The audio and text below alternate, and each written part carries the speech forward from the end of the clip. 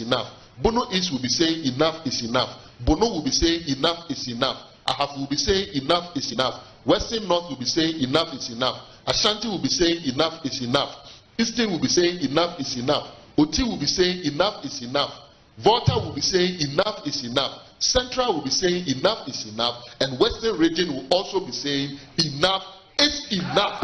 How will you know? This is somebody. How will you know? You know the identity of the somebody. I don't know the somebody. These are party people, and I'm telling you that they are MPP people. And you are saying, I do not so have say that you power. don't know. What I know is what I'm telling you. Say you don't know. So You see, this is what you get when you have rabid MPP foot soldiers managing the IT system of the East. Let me tell you something. We talk about the IT system being audited for us to know the protocols for entry, who has entered and at what time did they enter, and did they have authorization to enter, and what did they do when they entered, to diagnose the problem and to come up with practicable solutions to prevent what has happened. This man is saying no, and he's even defending government. It's not government. Let me tell you why. You know who is running the IT system of the EC? A man called Dr. Ofori. Dr. Ofori is a former MPP Tescon patron. Who is the one supporting him? Yakwache. Who is Yakwache? The son of Amfo Kwache, Akufo-Addo's former personal assistant. Why is this man the director? Why is this man? Hold on. Why is this man, Mr. Banubio, the director for electoral services? Do you know where he was working? He's been a long-standing regional EC director in Ashanti region. 2024 election is coming. They bring him from Ashanti region. He's now director for electoral services. Why won't you have them defending these things? Yes, absolutely. So, again, you see, hold on.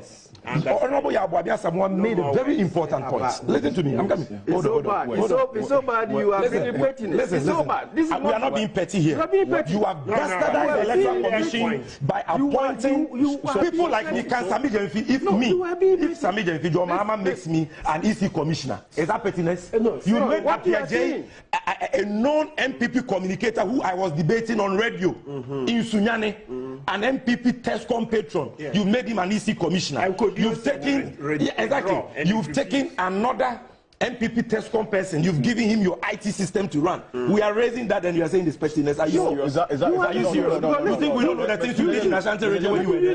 Hold on. Let's continue. No. Let's continue. Let me stay on issue. Yabuabia made a very important issue about the fact that the figures involved. No. Let's continue. Yes. That is your progress from there. The point is made. Let me make progress. Because you cannot sit down here for them to just kill lies. Have you admitted Pusiga? How did an electoral officer sit in the confines of the... We detected Pusiga. If you claim that you are doing your own investigation, why didn't you detect Pusiga? Exactly. Because you are part of it. You did it. Look, and he has sat here and lied that it happened in only Pusiga. I've demonstrated to you as soon as South, your reporters can check. Ofori Chrome, they did illegal transfers. I have the data. You can go and check from across the country. But hold on, listen. Imagine that they are able to illegally. That's disinformation. Hold on. I didn't ask you. He's talking. Hold on. Imagine that they are able. You see, they have over 40,000 police stations in Ghana. Just take half. That's 20,000. If they succeed with this illegal transfer they are doing on the quiet that people are not paying attention to, and they disenfranchise only 10 voters per polling station, that is 200,000 votes. Absolutely. In 2008, the margin between Akufo-Addo and Atta Mills for the first round was 40,000. You understand? And we know what they are doing behind the scenes. They have profiled 18,000 polling stations that they are doing these things at. What we are saying is that, look, there is no time for you to say, bring us the evidence of the manipulation we have done, which you have found, and then we will go and sit in our own offices and come and tell you after some weeks at the 11th hour that we have corrected those errors and give you that corrected register at a time where it will be impossible for you to probe the register and even get any remedy should there be problems in that register. So right now, you say you are interested in correcting errors. Sit with our experts, bring experts of the other political parties, your so-called MPP foot soldiers who you have turned into ICT consultants, bring all of them. Let's project it on the screen. Let us audit the register. More importantly, audit the IT system. That is even more important than the register, because we have to make it impossible for people who don't have the right authorization to enter the database. Okay. As we speak, according to him, anybody can enter. Yes. You sit here, Director for Electoral Services. You are paid with our taxes. Hold on. You sit here and you say that as at the time we went to do transfer, you did not have a livelihood, a liveliness test system in place. And you want us to trust you. You, assuming that this was even an act of inadvertence, which I don't believe it is. I believe that this is a deliberate criminal act. Absolutely. But assuming without admitting that it is even an act of inadvertence, it means that you are hopelessly incompetent that today you should resign. Okay. To do voter transfer without the basic system that will allow you to check that the transfer is being done. Basic system. Lastly, this is what I'm saying. The last lie. Hold on. It's not okay. Look, he has lied again that in the case of Justice Crab, they didn't do an audit. Senior, listen. What was the main issue the MPP raised that led to that investigation or the constitution of that committee? It was about an allegation that there were close to 80,000 Togolese on our register. How could the Crab committee have investigated that without an audit? I told you so. So you are lying on this platform again that there was no audits. They did an audit and they came to the conclusion that it was a lie. There was no such people, Togolese, on the register. So please, the registers, these are serious matters. And I've read what I'm trying to tell you. Registers were not audited. On Tuesday, all lovers of democracy, including my senior brother who is a good friend of G. Mensa, who is not listening to his advice, Professor Jampu, Boabia Samwa from the Butterflies Party, Martin Pebu, even this my objective brother from the MPP, who at some point I was wondering whether he's because he is more. Register we were given as a party has been bloated by 3,017 when compared with the EC's total transfers per their own daily printout. This is very shocking. Ladies and gentlemen of the media, another shocking revelation detected during our audit was that a huge number of 3,868 voters, that number was transferred out of the constituency, while the total figure of the absent list collected from the UC's personnel from the field by our election committee was 3,039, a difference of 829 voters, that is 829, were not on their exhibited register but can be found on the UC's register given to the NDC. This is worrying, very disappointing on the part of the Commission and their collaborators. In fact, if this is an error, then we wish to say without equivocation that it is a deliberate error and very intentional. Our brothers and sisters from the media, after detecting these suspicious figures and discrepancies, the executives of the NDC in the AEE, that is Ejuma Kwenye Esiam constituency, met with the district director of the Electoral Commission to ascertain the reasons for this mess. And it will interest you to know that the EC boss in the Ejuma Kwenye Esiam district, after agreeing with our figures, only promised to report the anomaly to their national headquarters, since she claims she does not know how that bloated figure came about. We in the NDC here in Ejuma Kwenye Esiam do not take this weak response lightly.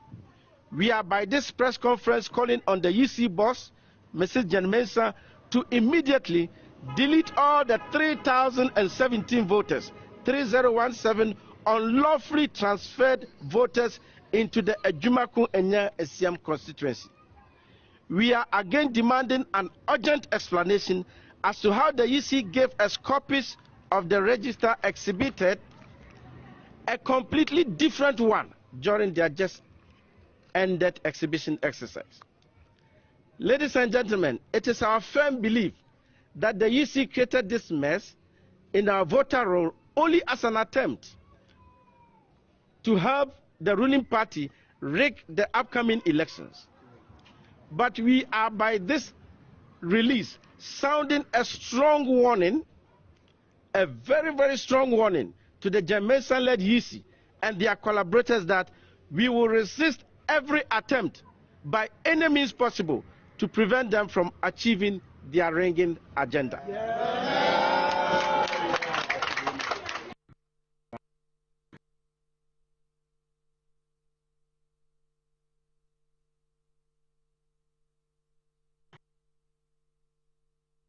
Person wanted to know. The first one wanted to know the regions and where the videos and the pictures came from. The commission is still investigating, but they came from our personnel on the field. So we are still looking at it to narrow down to the specific places. And when we have established that, we'll let the public know about that. But as you can see, I think somebody was asking a related question that do we have a mechanism to know whether people, by just looking at them, people are 18.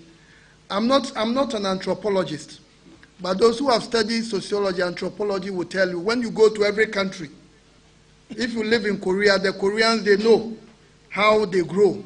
So we live in our part of the world, we know how our people grow. So if the one who asked the question comes to me and says he's 12 years old, I will doubt him. Because I've never seen, about 99% of the time, you will never see anyone who is a practicing journalist who is 12 years old. So I think we know how our people, we are in our countries. And that's, when you talk to the anthropologists, they will tell you. So I think we need to look at it from that angle. And I think the IPAC, the question on the IPAC, I think this is a forum for registration. So this is not a forum for that. I think somebody was saying there was a question on the guarantor system. People, 63.14% have used the guarantor system. Let's go back. In 2020, when we did the registration, out of the 17,027,000 people who registered in 2020, about 61% of them, they registered with the Ghana card. About 61% of them. That's more than 10 million. The figure was 10,259,000. This was 2020. They registered with the Ghana card. At the time, the Ghana card numbers, I'm not sure if they had done even 12 million. But we had about 60%. So fast forward. Preliminarily, we will say that there are a lot of factors why people are bringing the Ghana card, people are using the guarantor system, which we need to get into it. But clearly, it's possible some people may not be qualified. And because they are not qualified, they are hiding under the cloak of the guarantor system to be able to get onto the register. For example, the video and the pictures we show to you, all those people, per the information at our disposal, they were coming through the guarantor system. And you saw them with some papers. Did you see that their ages had been written on those papers for them? So when they enter, they will show you, my name is this, I was born on this, and I'm 18 years old. That's what you can see. So I think that if you make the guarantor available, people will use it. And if you have the Ghana card also available, compared statistics to us, about 17.5 million people have been issued the Ghana card. And I think the media, you want to have a very credible register. All of us want to have a very credible register. And the Electoral Commission is convinced that the guarantor system has outlived its usefulness. And there was a related question. What happened to the challenge system? Because the guarantor system has outlived its usefulness, the challenge system is also a problem. And the Commission is saying to avoid all this, everyone who comes to us to register as a voter must come on his own terms. Recently, we had the EU Observer Mission. When they came, one of the things they told the Electoral Commission was that it's outmoded or it's antiquated for somebody to come and vote for the citizenship or for the age of another person in 21st century Ghana. And when you talk about election management, Ghana is the best in the sub-region and even in the continental wide. So we are committed. Our objective is to ensure that we have a system that is very scientific, that is very, very credible, and all of us are ready to support that. And there was a question on the persons with disabilities. Please, wherever our offices are not located on the ground floor, during registration, they come down to register people. So if there are people with disabilities, automatically they've been told that you have to come down and register them.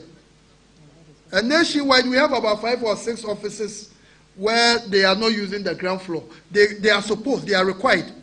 So please, if you encountered somebody who had a disability with a problem, that's not the standard practice. We don't do that. They are supposed to come down to attend to all of them. I think there was a question of whether the EC would take its chances with the CI. Yeah, I think as Mr. Hansen Ajimai, as you pointed out, it's in the Constitution, Article 11, I think Article 11.7, that when it comes to laying of CI, the EC is supposed to. You lay it in Parliament by 2/3 majority. But I think the EC, our job is, we don't work for ourselves. The chair and the team, our objective is to let's come together and let's build a system that all Ghanaians will be proud of. So we are not saying by hook or crook, but what the commission is saying, we want to work with Parliament, the media, the civil society, so that all of us will understand that the level we've gotten to as a country, we need a system that is very, very robust. So the EC, we are very convinced that with the work that the NIA has begun, very soon, maybe before the end of the year, all those who qualify to get the card would have gotten and will be able to lay the CI next year. I think the question of overflogging the issue of, is it the challenge system or the guarantor? The minors. And please, you know, the beauty about democracy, do you remember in 2008, the elections was, the presidential election was won with how many votes? Think about 40,000 something. So let's be very clear. If every polling station, we get 2 people who are not qualified to be on the register. Now we are doing 38,622 polling stations. So if 2 persons who are not qualified, they get on the voters register at each polling station, how many people are we looking at? Do you know some parliamentary elections are won with some 5 votes? I think we've had even 3 votes.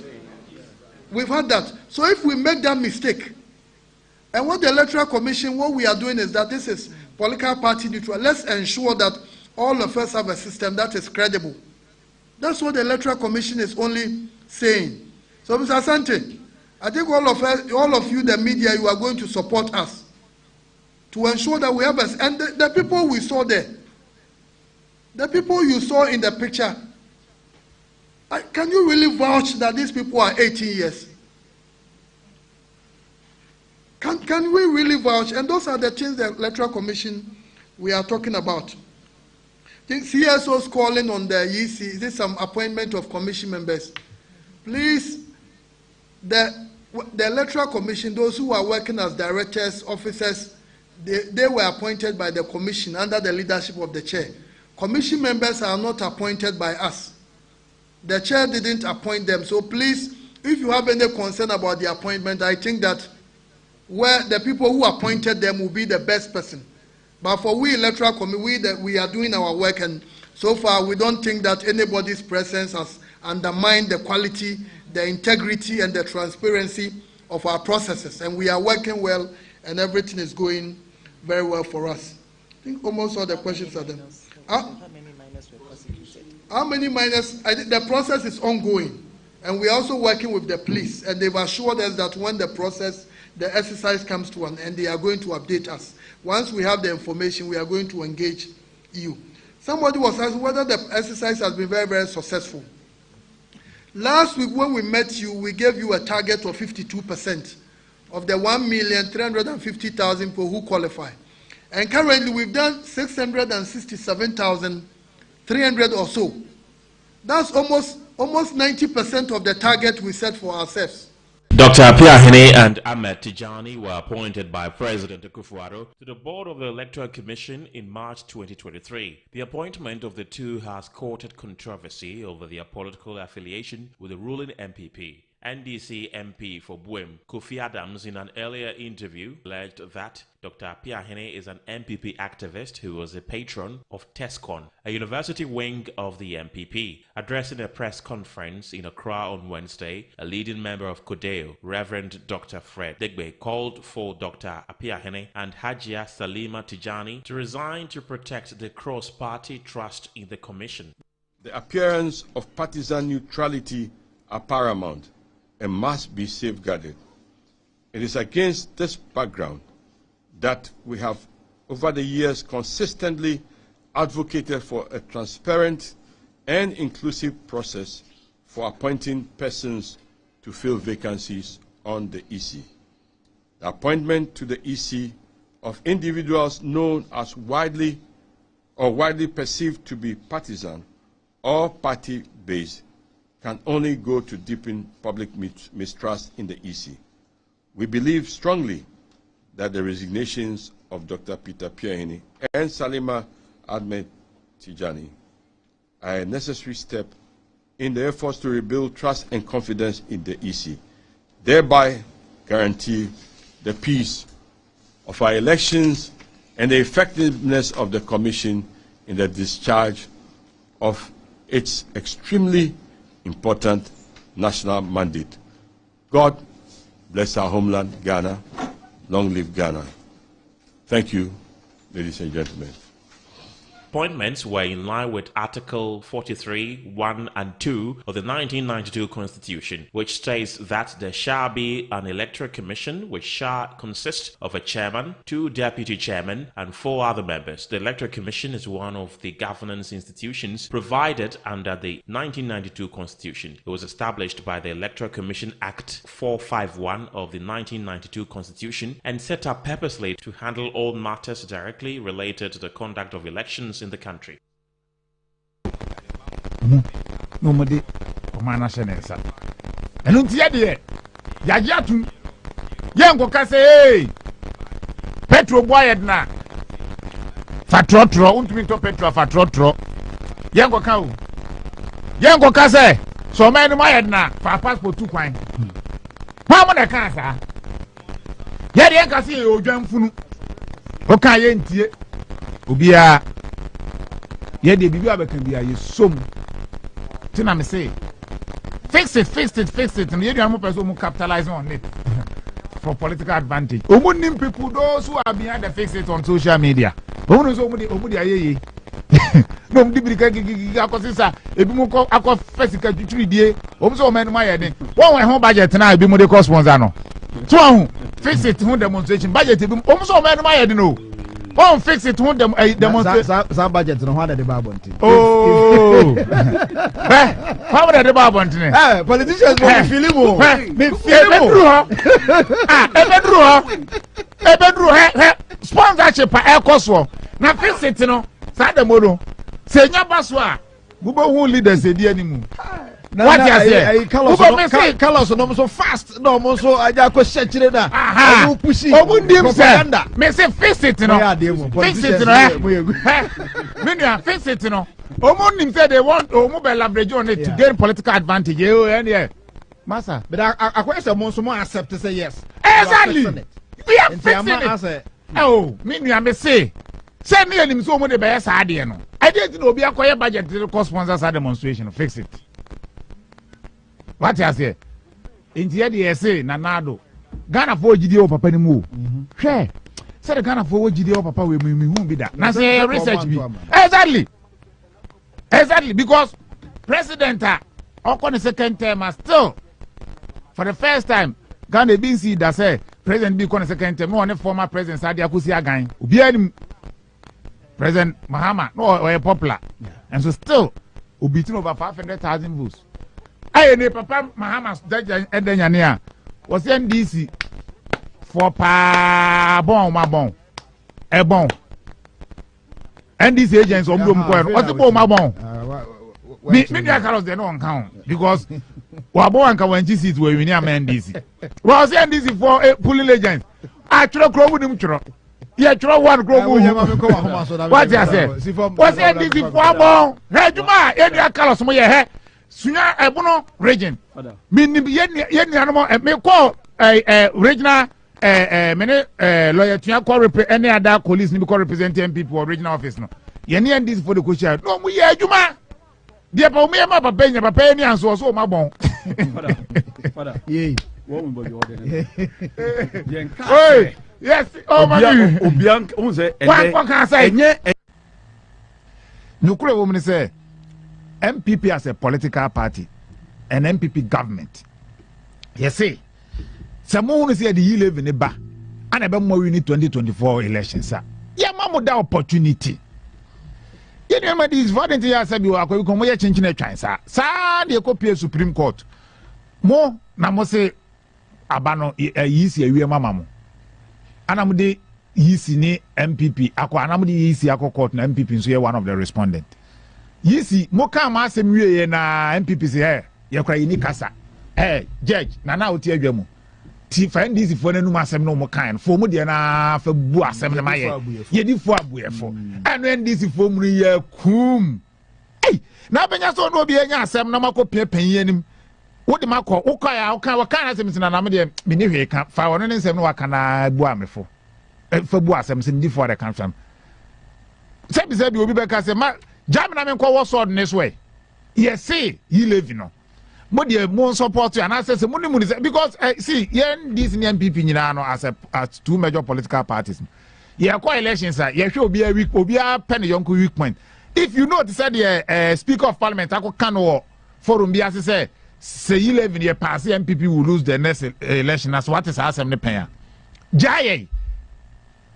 ano zumu pese mbe jaye na kwati kono jina kwanti asem be ni yes mu de mu nye se mu no mu si 11 year de bana Ghana for support wa mu nya ne ehwe and Ghana for support o de me ade be me hu se na Ghana for support say policy no enya election ya ye ko to abana se Ghana for and you know Ghanaians we react Ghana for when it comes to election, you're proactive for Sanyo. This time they and as a political party, any policy, any vision. Hey, when it comes to policies, Ghana the history is there for everybody to see. Yeah, the major policies about Ghana how be a benefit me. Me found quite free SHS, it was a vision and a policy. Ghanaians are enjoying health insurance, it was a vision and a policy. For our transportation system or the buy. And when you talk about policy, that one let us not go there. If you want us to debate about policies, NDC as a party, any MPP as a party, we can debate it because since 1992 up to this time, one enya Ghana farmer now akonya more so near so and that's omu or mine. Honorable Regional Minister, all protocol duly observed. My team and I, we are very glad to be here in this glorious occasion. I'll start by introducing my team. I have my returning officer, Elvis Koka, here, and I have my two deputies, James Bele Ire. I hope my pronunciation is getting better. Bele Ire. Yes, he's a deputy returning officer. And I have Peter Abraham. Yes, he's also a deputy returning officer. These are the abled men I work with to help us have successful elections in this constituency. So thank you very much. And myself, I'm Mr. Isaac Akoto Dako. I'm the officer, district officer, election officer for Nandom. Municipal election officer. Thank you. So I've enjoyed my stay so far working with all of you in this municipal, and thank you for your cooperation all the time. I don't have the opportunity to express my gratitude, but today I'll use the opportunity to express my gratitude. Thank you all. All right. You know, for a moment, as a referee, when I picked the mic, I was tempted to say Kukrudu.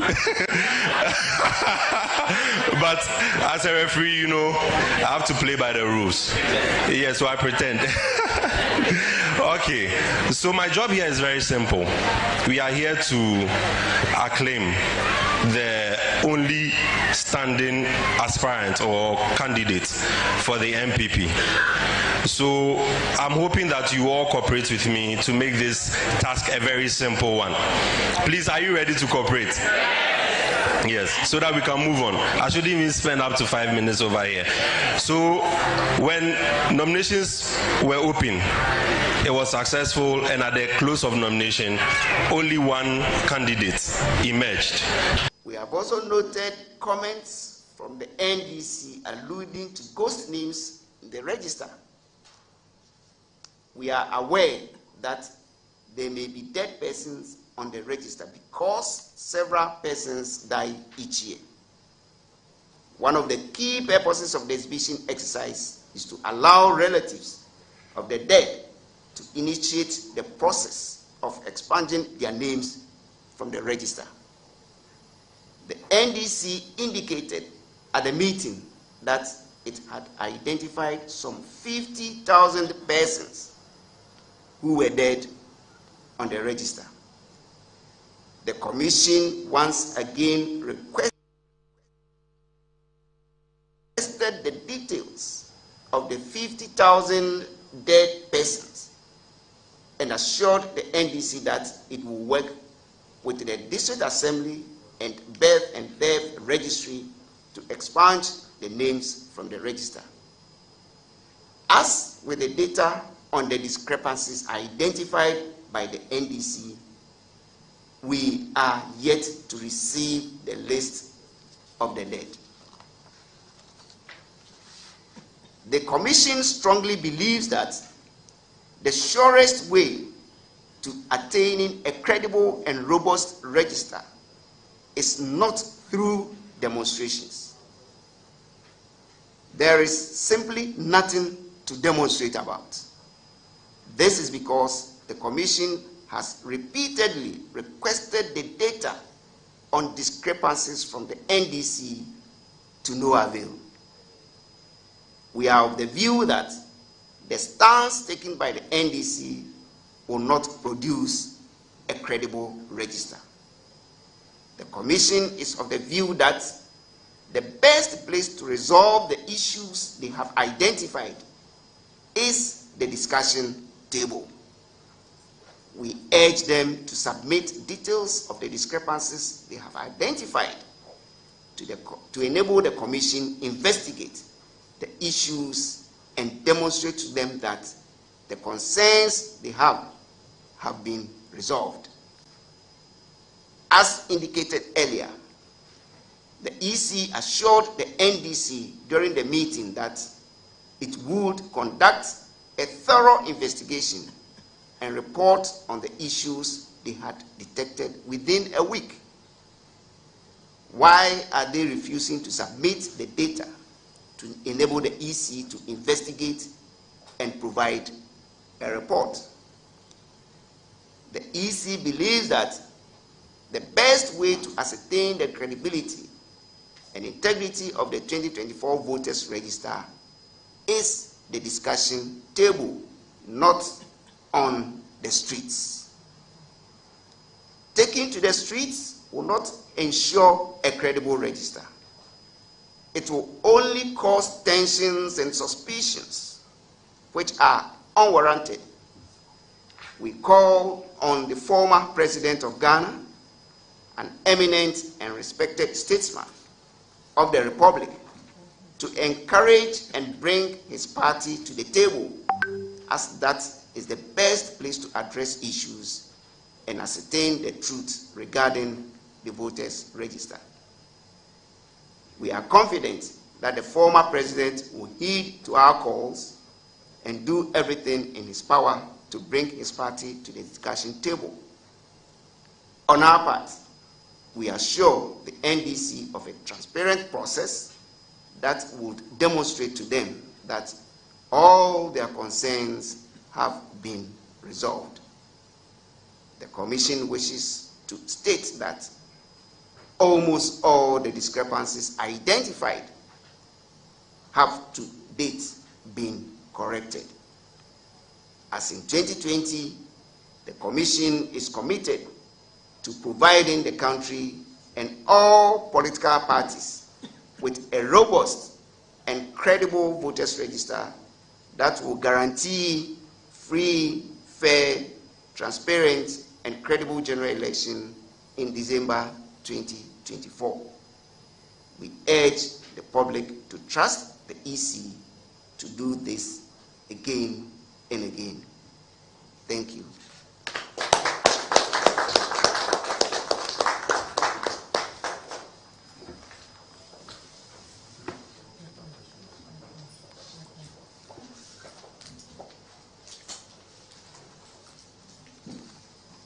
Thank you, Mr.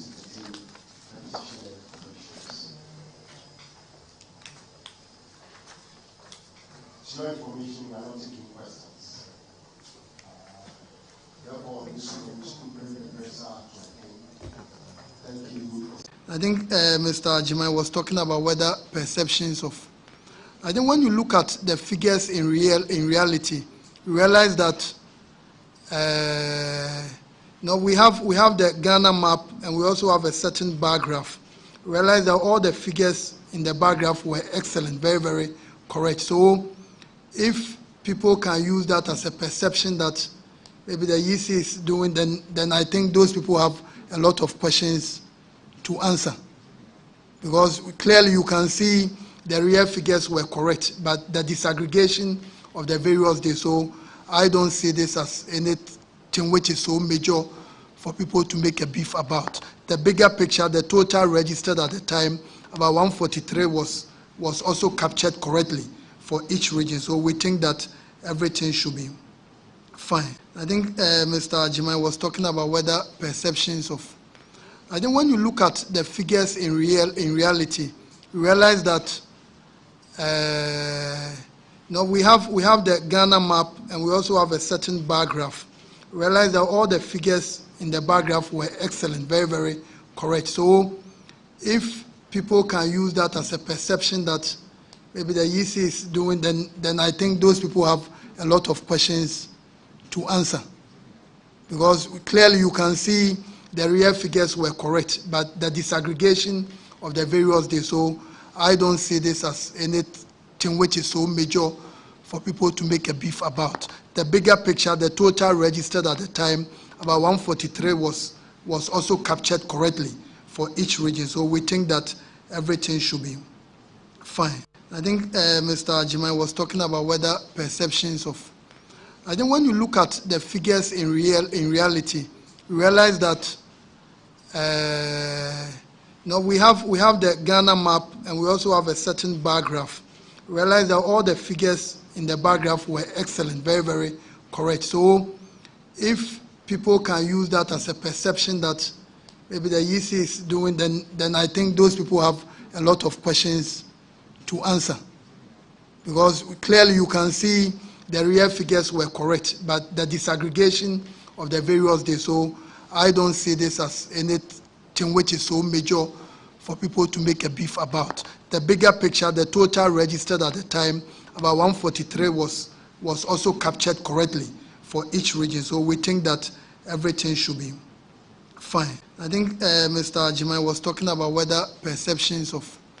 I think when you look at the figures in reality, you realize that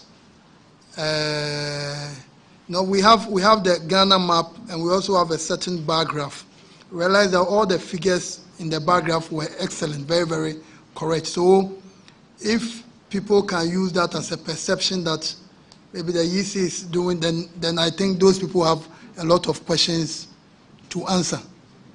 Because clearly you can see the real figures were correct, but the disaggregation of the various days. So I don't see this as anything which is so major for people to make a beef about. The bigger. What is the difference between the ordinary thief and a political thief? Number one, the ordinary thief steals your money, your bag, your watch, and your jewelry, isn't it?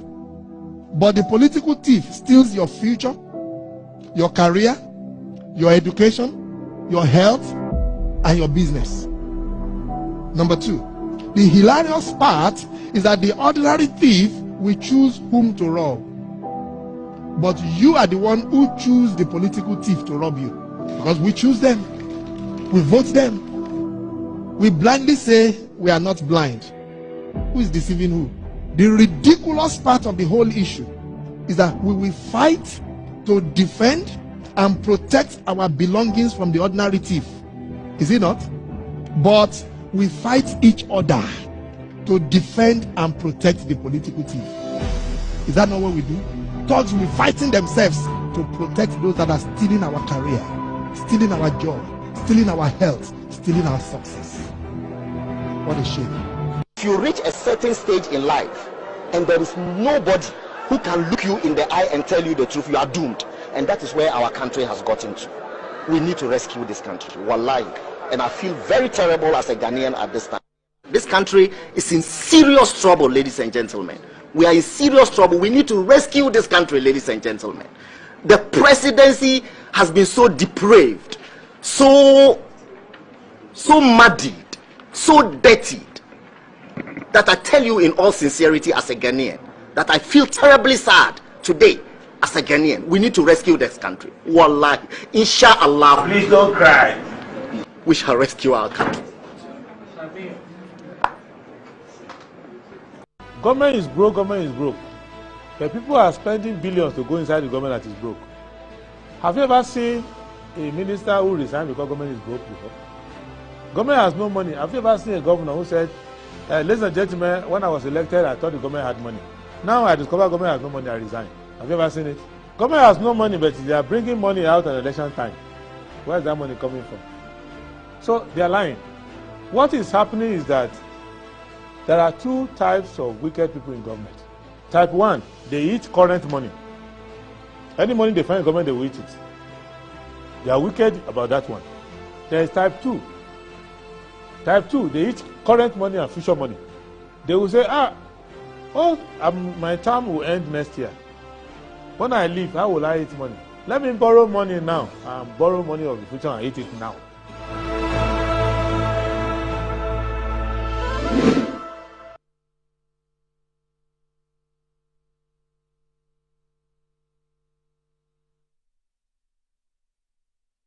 Right, hello, good morning, welcome to the show. This is Good Morning Ghana live on Metro TV. It's a Tuesday, the 17th day of September 2024. By His grace, we're live and we're here.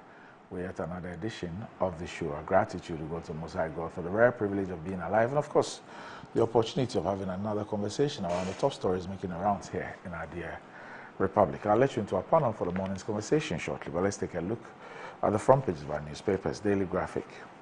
500,000 herbalists unlicensed. Regulatory Council begins clampdown. Revive Akosombo Textiles to create jobs. Akwamuma Hene appeals to government. High voter turnout expected in 2024 elections. Study. Daily Guide. NDC demo, don't misbehave. Please warn protesters. Mahama has no message. Baumia. Saglemi Housing, 2 bidders shortlisted for projects. Minister calls for unity to protect children's rights. IEA presidential debate September 18. That's tomorrow. Okay. Who are debating? Anyway. The New Crusading Guide. Mahama fights chiefs, pastors, and imams for supporting Baumia. There are no discrepancies with voters register NPP. Ghana celebrates National Children's Day with a call to action on child rights. Tension mounts at Gomu Asim as chief fights Queen Mother for breaking into palace. Alfred Obin Boatin promises to retain Bibiani and Miasu parliamentary seat. The Insight, the more against EC, CARE, Encodes Ghana, Rise Ghana, others, back NDC move. Let's rally behind the land's government to transform Ghana. KOD appeals to Ghanaians. Demand for forensic audit into voter register, a patriotic duty, says Forum for Development and Accountable Governance. Calls for voter register audit find opportunity for EC to raise trust level, Professor Pukwajiman. Venezuela announces dismantling of CIA-backed coup plot, arrest of active duty Navy SEAL. The Daily Statesman, let's use decent language, Baumia Aegis Mahama. 2 firms shortlisted for Saglemi project. SNIT extends seed initiative to Techiman. Asasi Broadcasting Company launches Akan language radio. Abolsu chief demands probe into police officers' conduct. Economy Times. Unemployment rate to persist at 4% for the next 3 years. Fitch. Transactions on GIPS instant pay-up. Commodity prices to plummet except oil. Bank of Ghana report. The New Finder. Banks record 63 million Ghana cedis loss to fraud in 2023 amid rise in ATM and card-related cases. Plastic waste crisis. World Bank supports ECOWAS. Ghana's debt payments set to surge. Report. Success starts with your mindset. Oscar Bempong. Daily Post. Mahama praises the many MPP persons who have decided to vote for him. Says they are putting national interest above that of party. Enough is enough. Massive demo to rock thieving EC today. Ghanaians living in the diaspora report in quote EC to the European Union. Why should you resist calls for forensic audit? Alan quizzes EC. And that's about it for the front pages. We're back.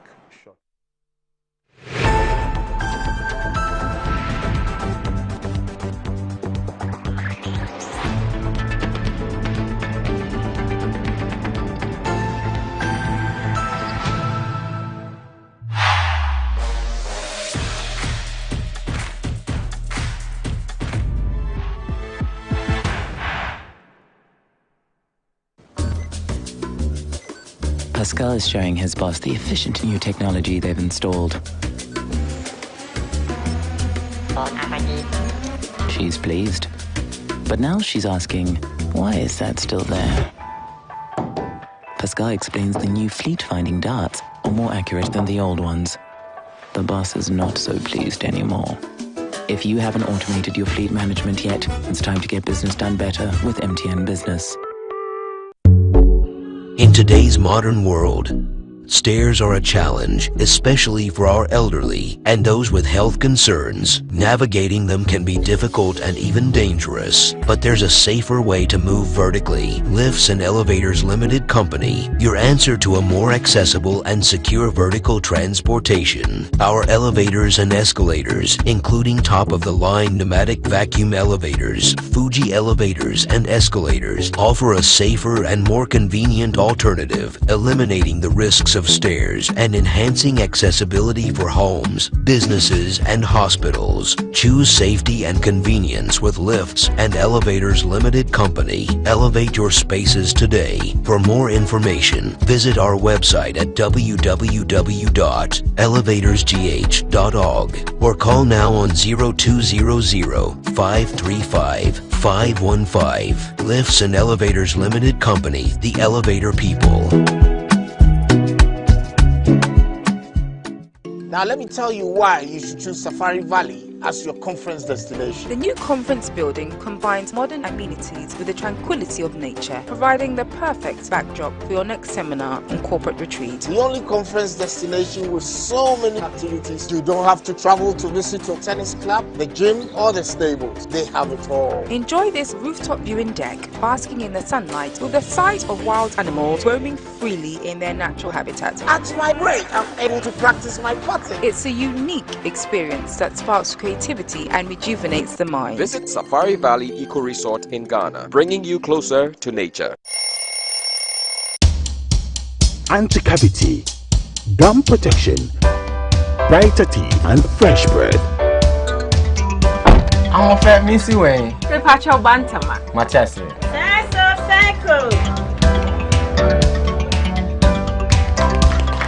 It's her smile, the fresh breath. Me Jidisa we use Kel 360 toothpaste.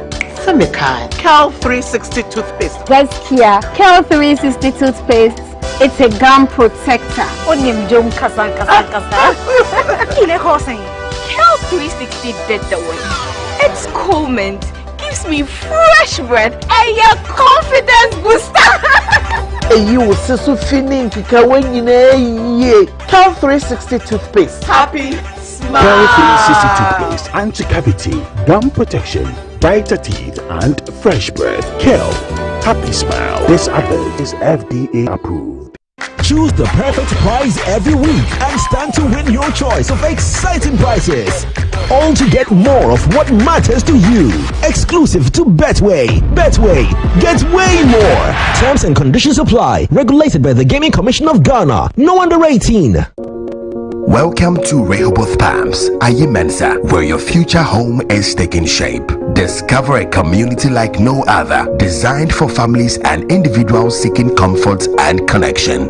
Enjoy a host of amenities including a swimming pool, tennis courts, kids playground and serene sitting areas, all designed for your enjoyment. Embrace the opportunity to be part of this vibrant community with flexible installment plans available. Your dream home is waiting at Rehoboth Palms Ayimensa, where every moment is a promise of home and affordable luxury. Visit us today at 145 North Legon, Accra. Call us on +233 244 764 499 or +233 204 950 810. For our UK clients, you can reach us on +44 190 853 3149 or +44 791 737 6631 or visit www.rehobothpropertiesgh.com to learn more. A community like no other. Welcome to Rehoboth Ayimensa.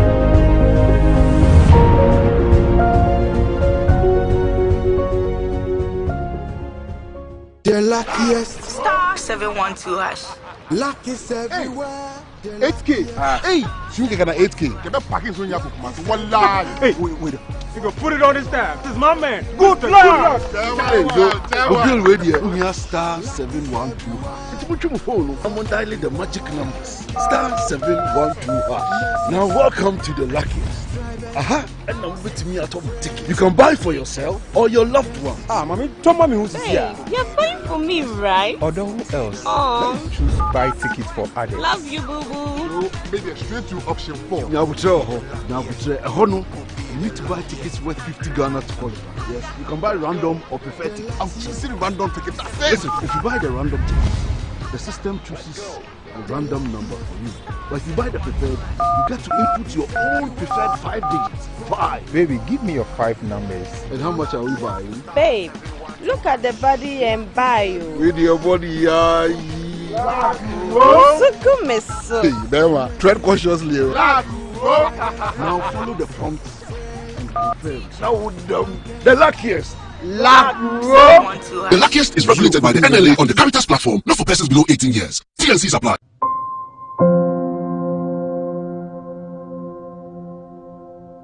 Ama, nansi mi jeno wo bin enko ye kra o. Ama ma ye bohu se kontomra akija.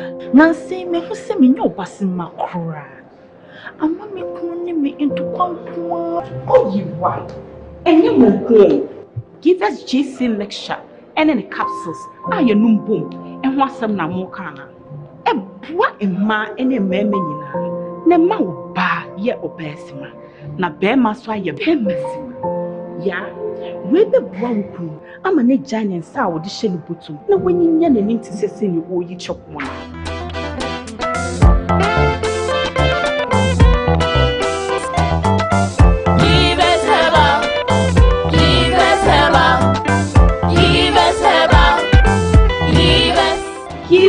GC mixture and a castle.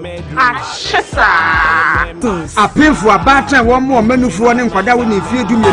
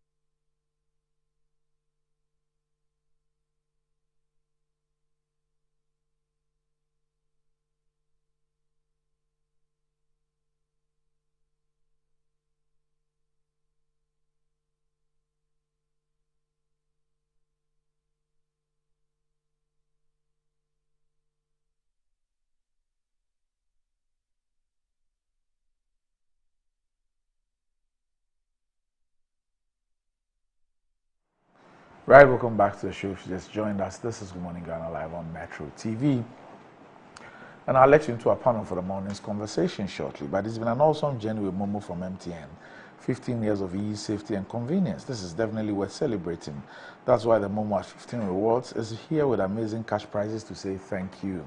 Send Momo to an MTN Momo user or make payments to an MTN Momo merchant at no cost whatsoever, only on MTN.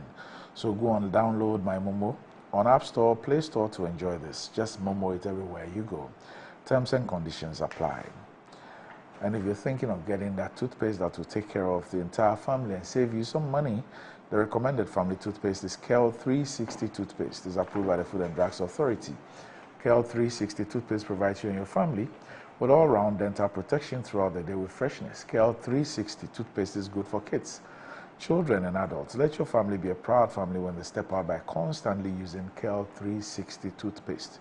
KEL 360 toothpaste brightens your teeth, prevents cavity, and with its cool mint, gives you fresh breath throughout the day and protects the gum from decaying. For consistency and quality, use KEL 360 toothpaste. It's another product from Samara Company, limited producers of Sasso. It's available in all supermarkets, malls, and provision shops. Call Samara Company on 0246 864 KEL 360 toothpaste. Happy smile. All right. Okay. So with me on the show this morning, I have the Member of Parliament for the Buem constituency, the Honorable Kofi Adams. Kofi, good morning. Good morning, Doc. Right. Also with me on the show this morning is a legal practitioner who's also a member of the NPP communications team, Kingsley Amwaku Bwedu. Council, good morning. Good morning. Amwakwa. Amwakwa Bwedu. Bwedu. Yes. How are you? Very well. And how's Asin Central? Asin Central is doing well. Yes. Okay. We're expecting to have seen you on the ballot. Not now. I think my brother was encouraging me, but not now. To come later. You're biding your time? Yes. Okay. All right. Okay. Kofi, how's Buem? Well, Buem is fine, generally. But, you know, the situations across the country, except for Galamsey, is impacting on the people also there heavily. The mismanagement, the misrule, the economic mess, the lack of foresight, and all the things that comes with it is impacting heavily on the people of Buem. But I do know that gradually, we are inching close to that decision time where the people of Buem will join the rest of Ghana to make a decision that will reset this country, a decision that will reintroduce means through which proper jobs will be created through the 24-hour economy, a decision which will result in our women having easy access to funds to do their businesses and to support their skills development, a decision that will fight corruption head on, a decision that even for the other parts of the country where you have people of Buem also living, will see a government determined and focused in fighting Galamsey so that this country once again can get to the level that we have been and where we yearn as young persons and as for founders of this nation wanted us to be. So Buem is generally fine. We are all just preparing towards the 7th December because we do know and we believe in the leadership of John Dramani Mahama and Professor Nana Jane Opoku Agyeman. So in terms of summary, that's what I know of my people. And by extension, the Oti region. In 2020, we did not disappoint. This time around, we are even going to do it better because we knew that this government didn't mean well. We knew in 2020 that they would not do the things that they were saying.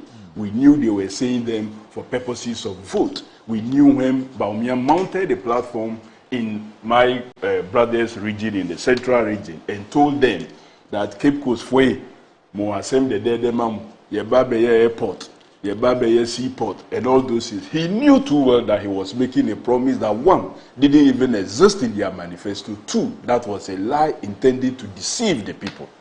So even if as running mate, he could do this, he could say all these things to deceive people for votes. You can imagine what he will do when he's the flag bearer. When he was running mate, when he was just a mate, he could tell all these lies, knowing too well that they were not in their manifesto. They never intended to implement them, but just so to convince the people to get votes. Today, the man himself is asking to be given the steer, that Mufa steer no mami, Mufa steer no mami. You can imagine the number of lies he will tell, just with the intention of deceiving you, convincing you to give him his vote, only for him to turn around and say, oh no, I can't do it. Or, I'm not doing everything now, because if I do everything now, what will I do in my second term? Can you imagine? So, Doc, that is what it is. It's just unfortunate that we have visited this upon our heads as a country. We have visited this upon us. In the MPP, we have fine gentlemen, including even himself. When I was encouraging him to go to the constituency, I meant so well. Because if you have persons like him, and they could start early, and they don't get injected with the bug that could affect them, I believe that he will rise so high to do great for this country. But he didn't go, so we will wait and see. So clearly, Doc, we are worried. We are real, and I'm worried for our politics.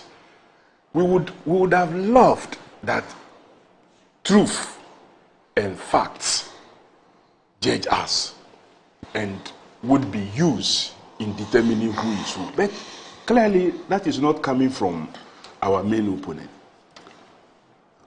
Look, let me just say this last one. On this matter of DRIPS, the District Road Improvement Project, because it has become a matter that has generated some news and even some clashes across the country.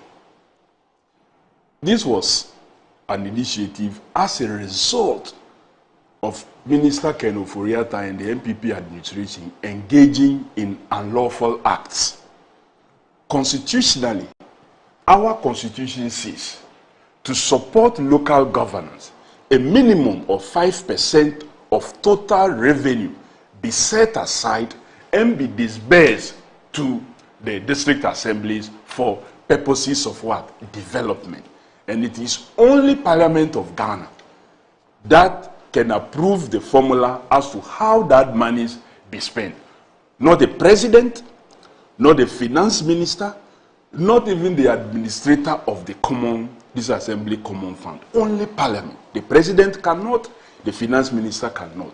But over the years, Minister Ken Ofori-Atta have hidden the total revenues from the people of this country and have shortchanged the district assembly with funds.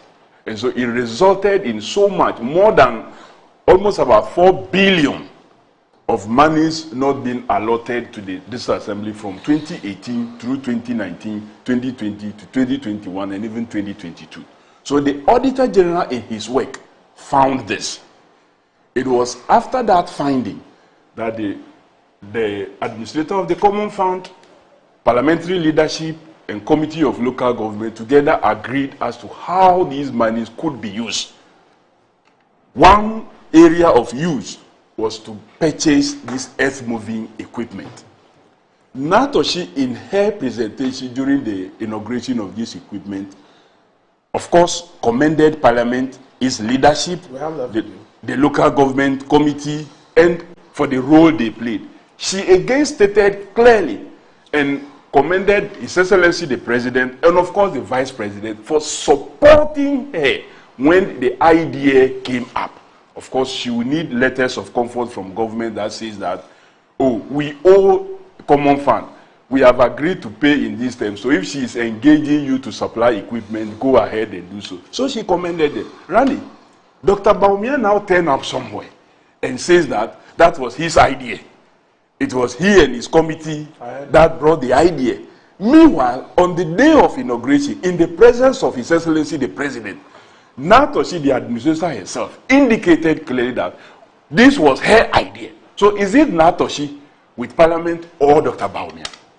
So you see, when you've lost credibility, you've run your politics of telling only lies to deceive people, for votes. That is what you do to yourself.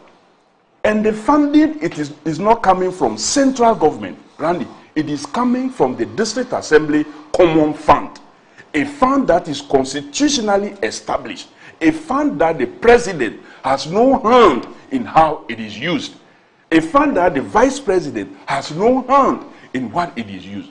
What I know and what you know is that this government promised to build concrete roads. That is their promise, but they have done none. So Dr. Bawumia should not be hanging on things he didn't do.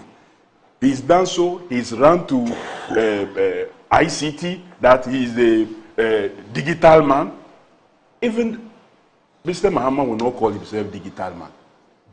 The one who saw to the development of all these, the fiber optics, the digital center, and what have you. He's not even calling himself digital man. Why are we doing this to ourselves? Because of politics. So Buem is fine. We are doing well. We are waiting fervently towards the 7th of December, and we will vote, and vote for change. We will vote John Dramani Mahama, and we will vote NDC candidates across the country. Things like I see that from your facial expression. In part you disagree, in part you think that is patronizing you. I cannot be patronized, you see. Well, thank you for your vote of confidence in me as a person.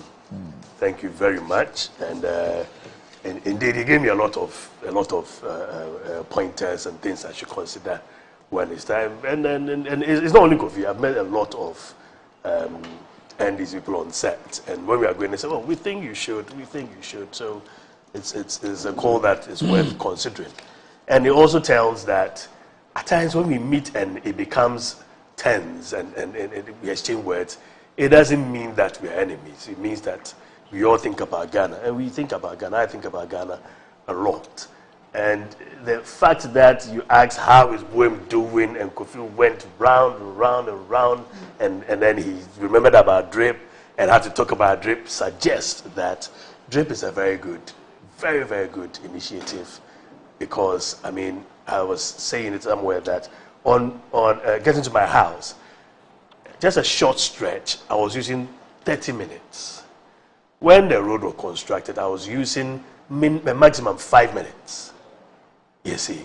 And so the fact that the roads need to be done, and the fact that we've thought about it to construct it, and we are localizing it, it's a very good deal. It's a very great deal. It looks like NDC have been caught. So Kingsley, just a moment. Right.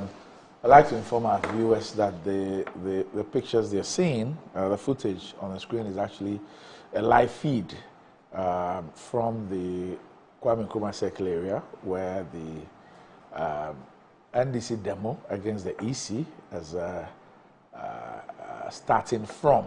And so we have our reporters there, and these are live scenes from the grounds, and we'll be speaking with our reporter shortly with respect to what is actually transpiring there. Yes, Kingsley. Yes. It looks like NDC has issues with the fact that we came up with the idea and we are implementing it. First, they said it's nothing new. Then they said they want accountability, how the pricing and what breaks down.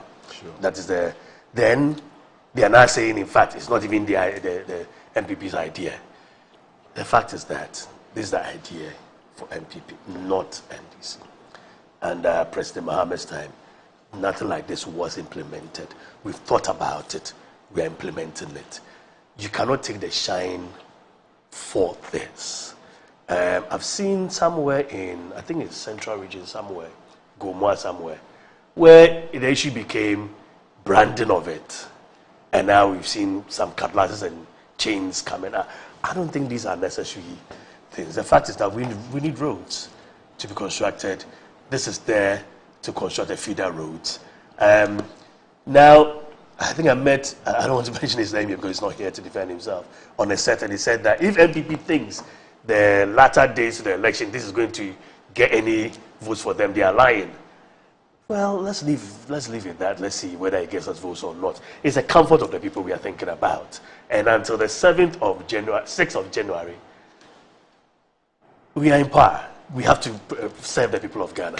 After that, we believe that there will be an upgrade of the good things that are happening. We are not resetting. We are upgrading it. If we are are we resetting it to 2016? No. The people of Ghana wants an upgrade of what is happening. And that is what we believe will happen. And so, yes, you were talking about the people of Buem. I'm not sure whether Buem is out there's Galamsey going on there. There's not. Yes, I mean, that whole side is not. It's now that your people are trying to bring you to that area. My people. We are fighting them. We pray to God that it never happens in Buem and the Volta region. Because Volta energy. Volta energy. Yeah. Because that's the only water that is now So we pray to God it never happens there.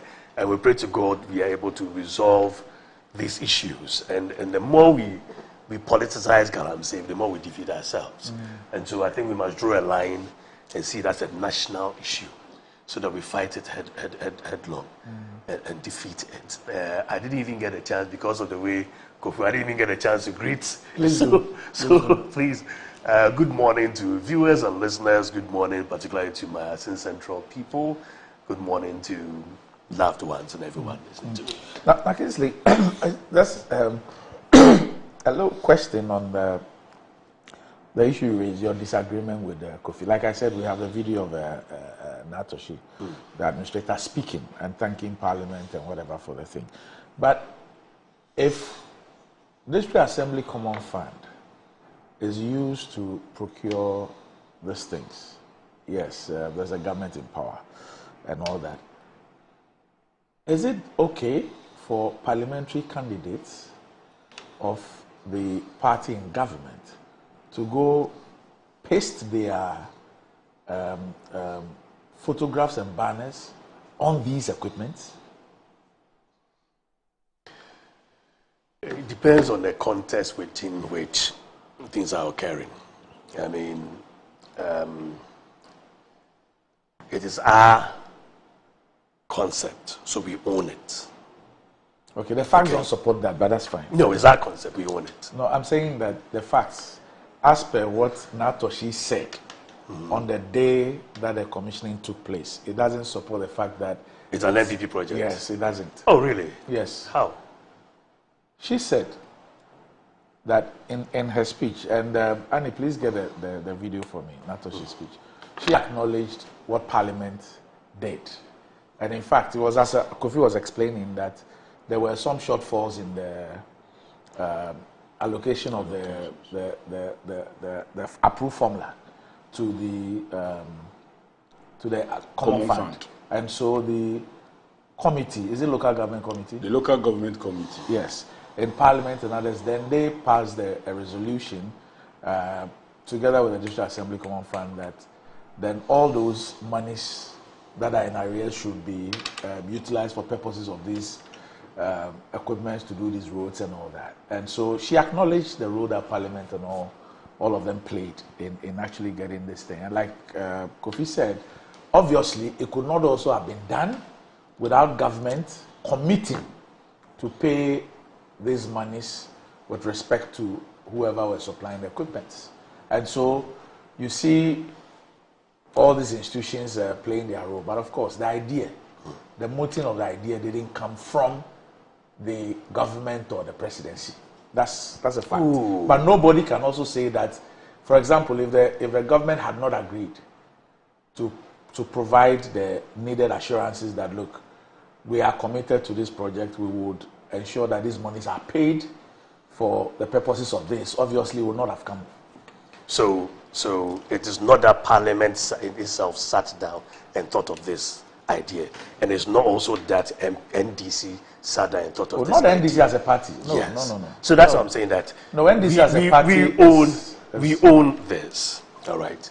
And so no, but when somebody says that it is the concept, that a certain committee sat and they thought about it and brought it up and it's the idea, that's a blatant lie. The facts don't support that. I disagree with you in the sense that is an NPP concept. Why? And we thought about this. Whether Parliament had a role to play on it or not, it is not what we're talking about. What I see about how we're doing politicking is that any concept that has a potential of delivering some good to the people of Ghana, that eases their burdens. There's a scramble for it was my idea, it was my idea, it was my idea. That's not an issue. The issue is that we are delivering. Some roads are very bad, including where our leverage was bad. We are delivering, and it is the idea that someone thinks, oh, someone's going to get some political capital out of it. So then let's create the idea that we actually own it or don't own it. That is what is playing out here. The fact is that these are good. It's been launched. I'm just coming from Kumasi from the bar conference.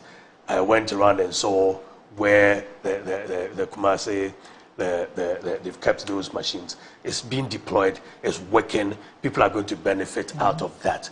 That is the whole issue.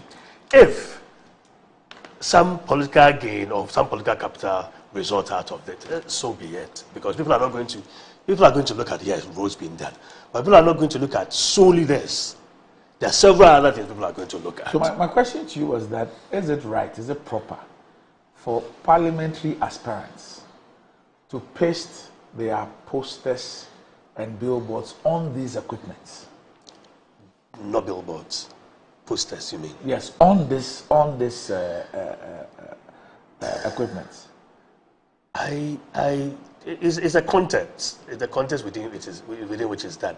If it's going to be done in the context of the bus branding, then of course not. There's no context. You shouldn't do this to yourself.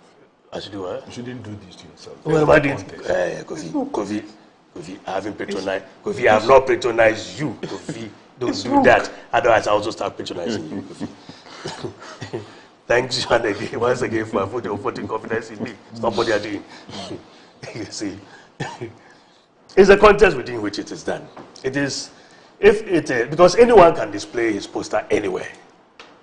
Okay? It is the context of it was my idea, it was not my idea that results in this. I think we should move on from here and develop the roads, let the people benefit. That's the essence of this. How would you feel if any of the ambulances has posters of parliamentary candidates on them? But there's no poster on it. No, I'm saying, how would you feel if you saw an ambulance with a poster of a parliamentary candidate on it? So, I know you are the ones answering questions, yes, and no one answering it. Yes.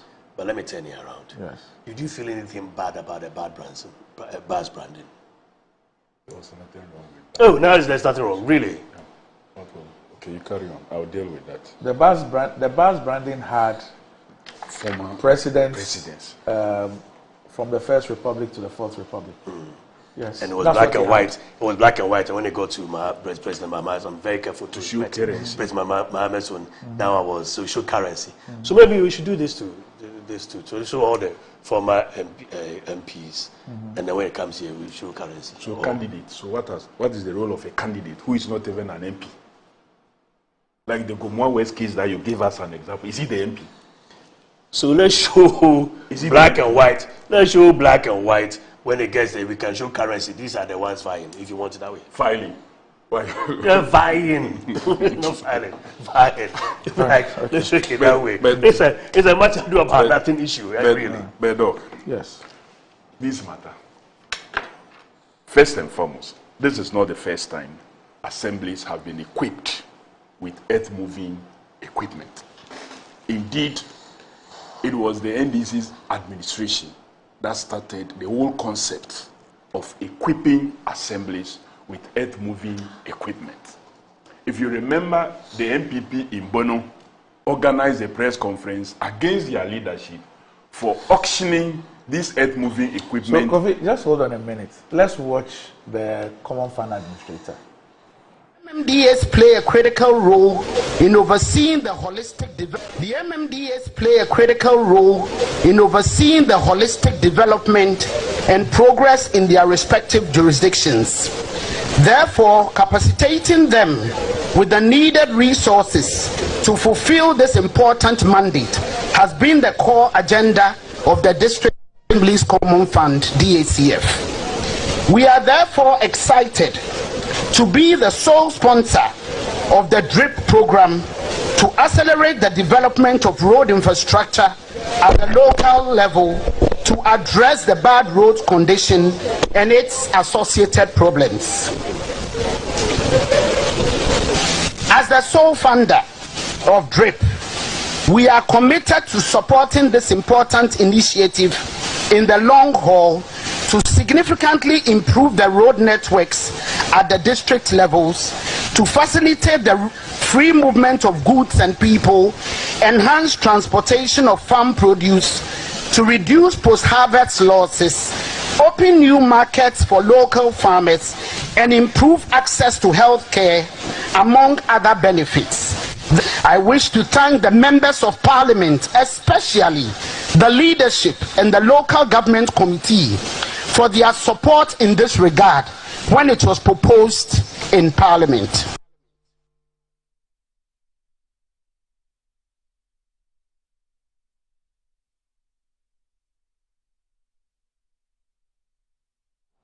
All right. Okay. So like the note on which it ended when it was proposed in Parliament. We want to know who proposed it in Parliament. The General Assembly Common Fund. Who proposed it in Parliament? Who proposed? Because that's what the DACF when it was administrator. proposed. Yes, per the law, she brings the formula. She initiates discussions first at the committee level. Then, when the committee concludes, she now brings a report to the committee of the whole. That's the entire membership of the House now meet to look at the report, because per law, it is only Parliament that can approve how these monies are spent. If Parliament says use the money to build only boreholes, that's what you do. If Parliament says don't spend a pesewa from the top, send everything to the assemblies according to just the formula, that is what you will do. Not the president, not the finance minister, not the vice president has control over the district assembly common fund. That must be established. Two, but I was making a point earlier, Doc, that this is not the first time. This equipment supply have happened before. So the NDC was the first to have initiated a program of equipping. The difference is that it wasn't called DRIP. It wasn't called DRIP. Okay. It wasn't called DRIP. And what we did recently, not too long ago, I think about some 8 months plus, the MPP in Bono organized a press conference against their leadership for auctioning those equipment they took out of the districts when they came to power. Really? Yes. You just let your people look for the video. When they organized that press conference, these were the equipment Jonathan Mills and John Dramani Mahama administration supplied to the assembly. My district still have their grader there, except that it got damaged. And that was why, when Natoshi came to meet leadership, I was lucky to be part. Randy, I'm not speaking that they say. Afenyo Markin, the majority leader, the majority chief whip, the deputy majority whip, minority leader, deputy minority leader, deputy minority chief these are some whip. of the old equipment. Yeah, and myself. Look, I sat in that meeting. Natoshi indicated that she did not have the physical cash. My argument that day was that if you send only this equipment, the assemblies will not be able to use the equipment for anything. So there was a need to add money to whatever we were going to do. Then she said, these are the new ones. Yeah? Then she yes, said, these are the new ones. The yellow then ones. she said, if as MPs we can convince the Minister for Finance to release part of this money to her, some in bonds and some in cash, then she will be able to do the additional transfers for utilization of those equipment. That is how come some monies have been added to the various districts. These were all inputs that came out of engagement with leadership and not a Bawumia idea. that he will stand anywhere and claim that his committee were the ones who proposed this. And I will disagree with him any day because I was deeply involved in this discussion. Again, Randy, the other things we asked that these monies could be used when we approved the formula included construction of boreholes, purchases of decks, building of disassembly offices and acquisition of lands, regional coordinating councils for the new regions that have been created that didn't have a place. Then the Institute of Local Government was building a university in Akumadan and also the Institute of Local Government at Medina and Tamale. We said they should commit some of this money, the shortfalls that the Auditor General identified in his audit should be committed to all these projects. Is Dr. Bawumia claiming that he did all this? No. So when we say Parliament has that power, Parliament is the one to do it. Nobody outside of this system should claim credit for that. We don't say that this will not go a long way to help. Of course, it will help. If properly utilized, it will help. And I'm happy one of the ministers said they should not go and use it for Galamsey because you know they are noted for sometimes doing that. So even one of their own was already warning them not to use the equipment for Galamsey activities. And Natoshi was very clear when she said DACF is the sole funder and not central government. It is the District Assembly Common Fund. And not all has been paid. Lawyer, what you should know is that future District Assembly Common Fund has also been committed to this project.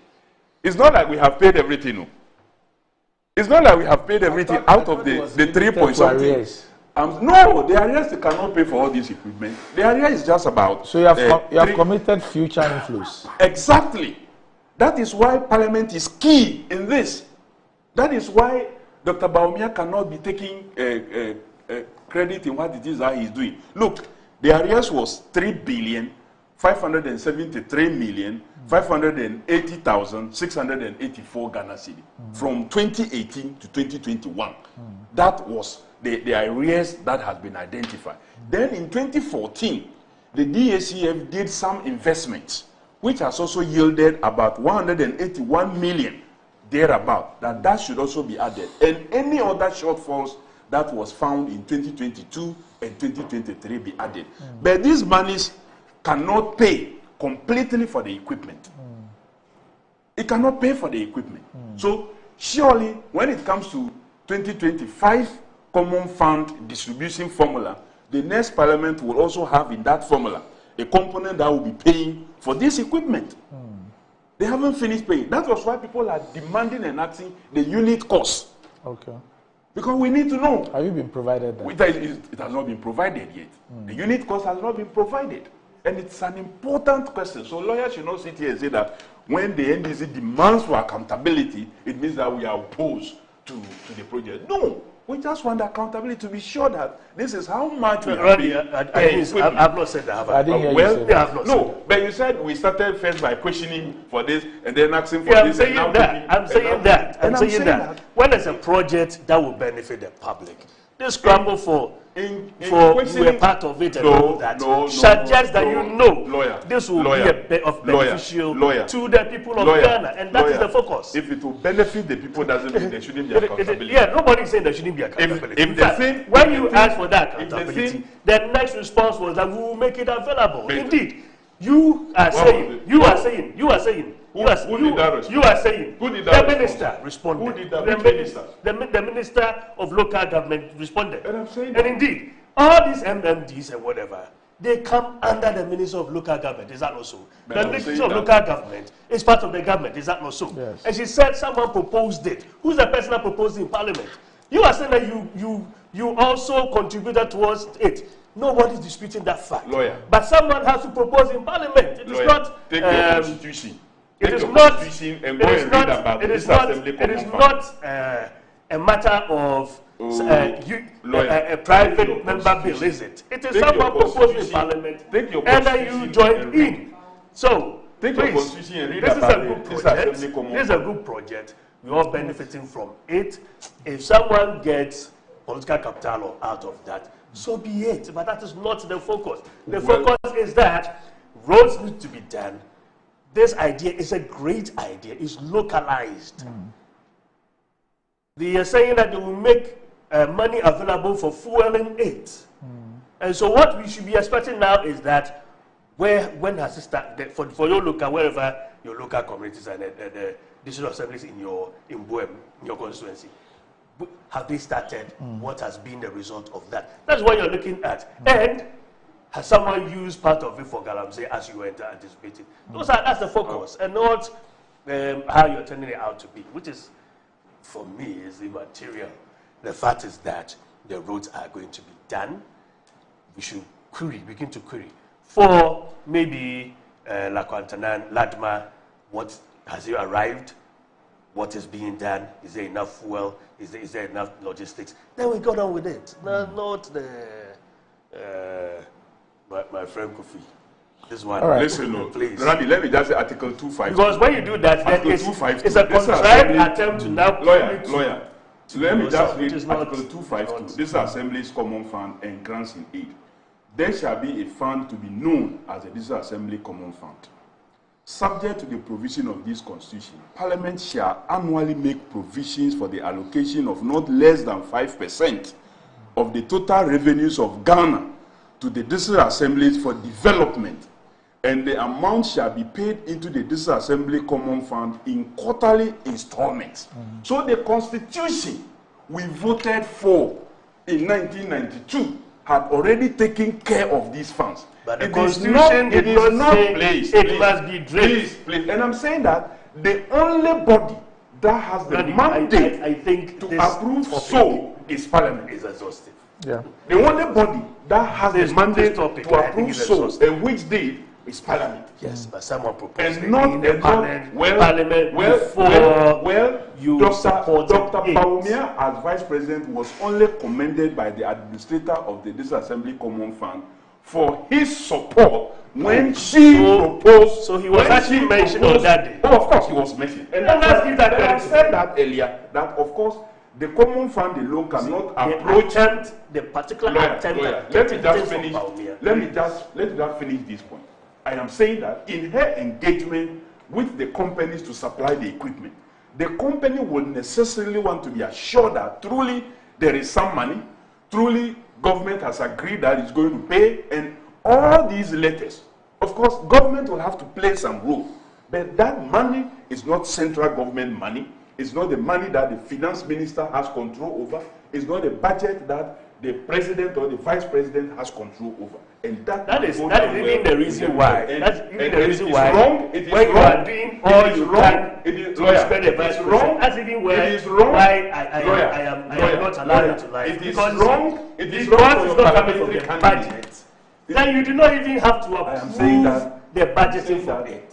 No. I just read the District Assembly Common Fund law. Yes, exactly. But it's not that it is part of the budget that you took an active part to debate whether it should or should not be. Listen to this. Lawyer, I was reading, it says this Assembly Common Fund, Article 252. Nobody's 252. It says. We are saying that the idea emanated from someone. That idea is also going to be sponsored by the local government of the government of NPP. And your interest is you have asked for the budgeting. Your interest is also. Let's take a quick dash to the Kwame Nkrumah circle. It looks like things are warming up there. So these are scenes from the Kwame Nkrumah circle, and I'm sure that's the General Secretary, the Chairman of the NDC, Mr. Seydou Nketia, there. I believe he just arrived at the place. This is the starting point of the demonstration. The starting point of the demonstration, and so that's him there, and.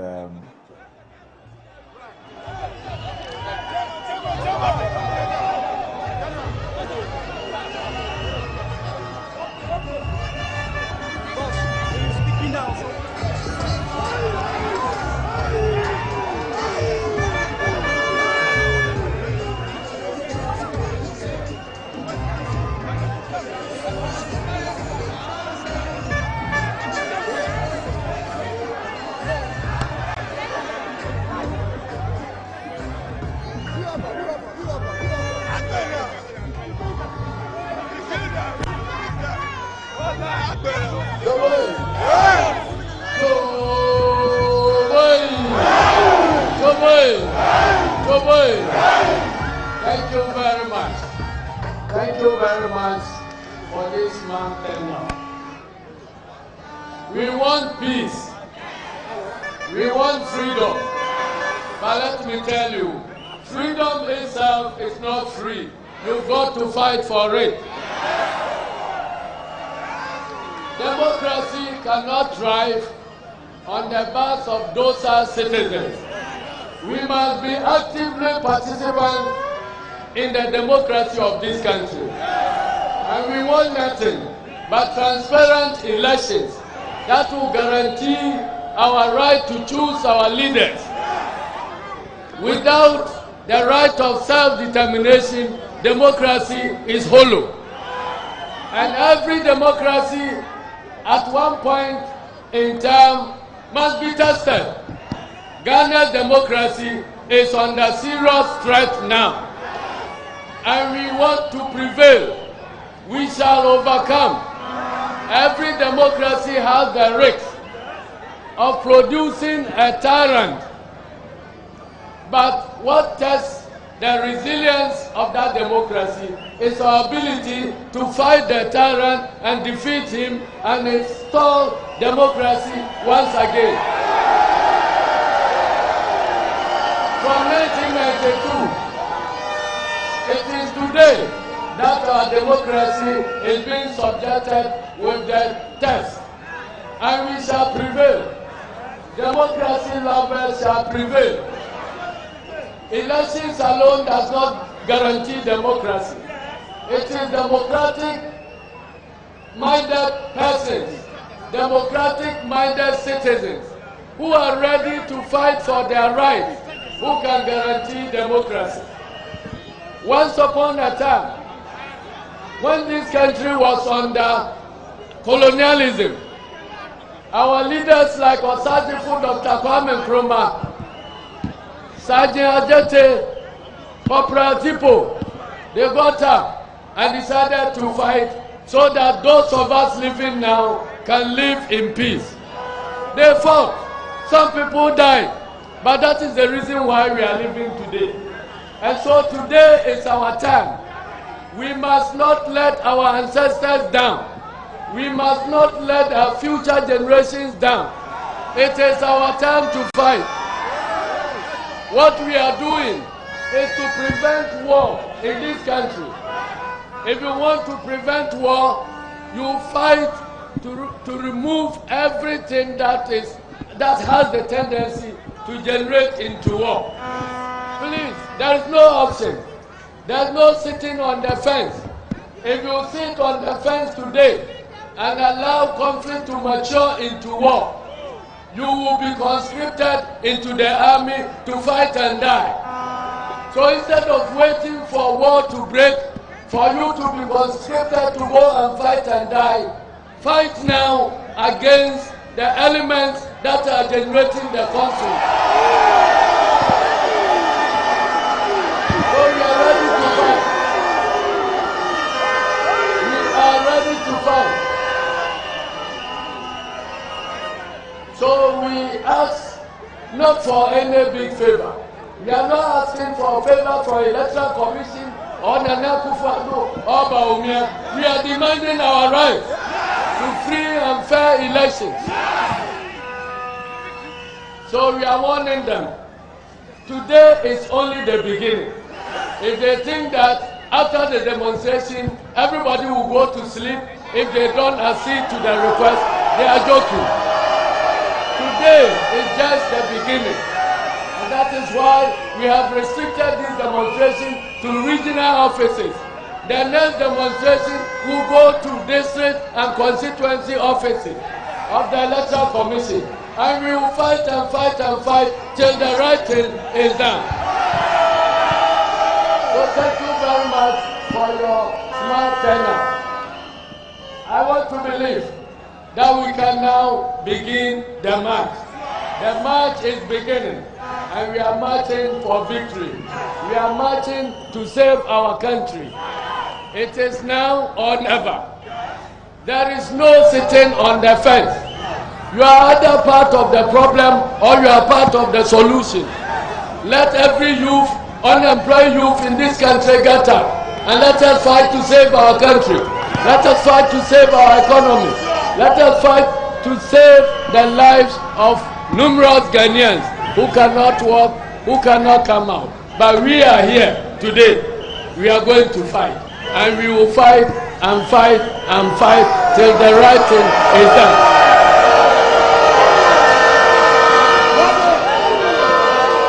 And we want to send a message. We want to send a message to those who pretend to be peace-loving. If you pretend to be peace-loving and you are condoning wrongdoing, you are actually the one who is brooding conflict in this country. Those who want peace must prepare and fight against the element that will bring disruption in the country. That is why we are ready to fight against the element that will disturb our democracy. So thank you very much, and may God bless our homeland Ghana. We will not retreat and we will not surrender. We are going straight for victory. Victory for our democracy, victory for not only a political party, but victory for the democracy and freedom of this country. Thank you very much, and may God bless our homeland.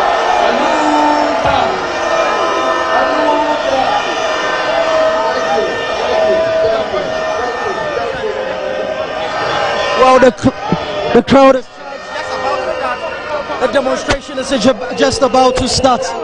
The national chairman for the National Democratic Congress, Johnson Asiedu Nketia, just set the ball rolling.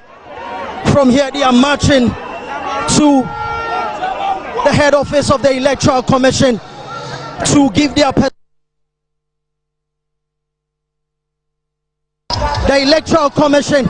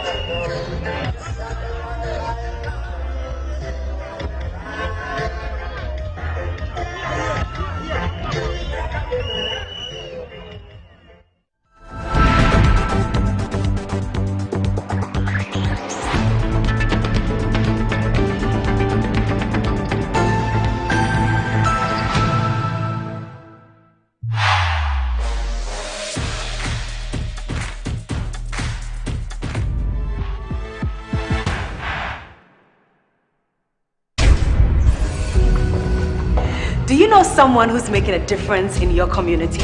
Someone whose selfless actions and dedication to helping others deserves recognition? Then it's time to celebrate these incredible individuals on MTN Heroes of Change.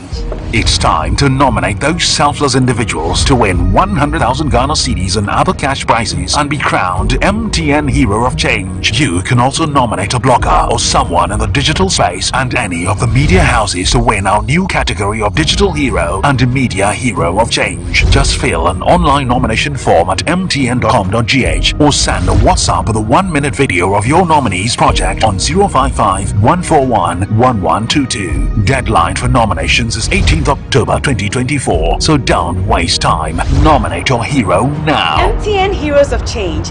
Be the change you wish to see. Choose the perfect prize for you every week and stand to win your choice of exciting prizes, all to get more of what matters to you. Exclusive to Betway. Betway, get way more. Terms and conditions apply. Regulated by the Gaming Commission of Ghana. No under 18. Experience the enhanced protection of Star Motor Third Party Extra from Star Assurance, an enhanced motor third party insurance policy that provides cover for loss or damage to your vehicle's windscreens, side mirrors, back glass, and other glass components. Whether it's a crack or major damage, you can drive with the assurance that your vehicle is well protected. Our commitment to you includes affordable coverage options and a claims process that is both fast and straightforward, so you spend less time dealing with paperwork and more time on the road. Also, we have proudly partnered with Hope for Little Lives, an organization dedicated to supporting children in need. By choosing Star Motor Third Party Extra, you're protecting your vehicle and making a positive impact. Every policy you buy helps bring joy and support to children in underserved communities. Reach out to us now on our toll-free numbers 0800-177-177 or 0302-245-906 to sign up. Let us help you drive with peace of mind and purpose. Star Motor Third Party Extra. Drive with confidence, give back with heart. Star Assurance, your solid partner. Choose the perfect prize every week and stand to win your choice of exciting prizes. All to get more of what matters to you. Exclusive to Betway. Betway, get way more. Terms and conditions apply. Regulated by the Gaming Commission of Ghana. No under 18.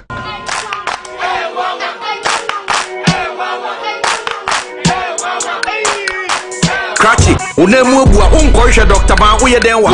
Oh, mesi yamfani ko mami buru wa. Eyi mami do buru. Ko ni atele be ko. Bra, mimi yamfani ko Dr. Ban ho. Dr. Ban o ya de. Bra, se ba no mpemu adwuma sasabro sro Dr. Ban o ye. Sai ni temi ko na meka. Oh, no mpemu nimdi ono na ye expert nya zanfo no. O akra eni kumasi no mpemu expert yen kan kire.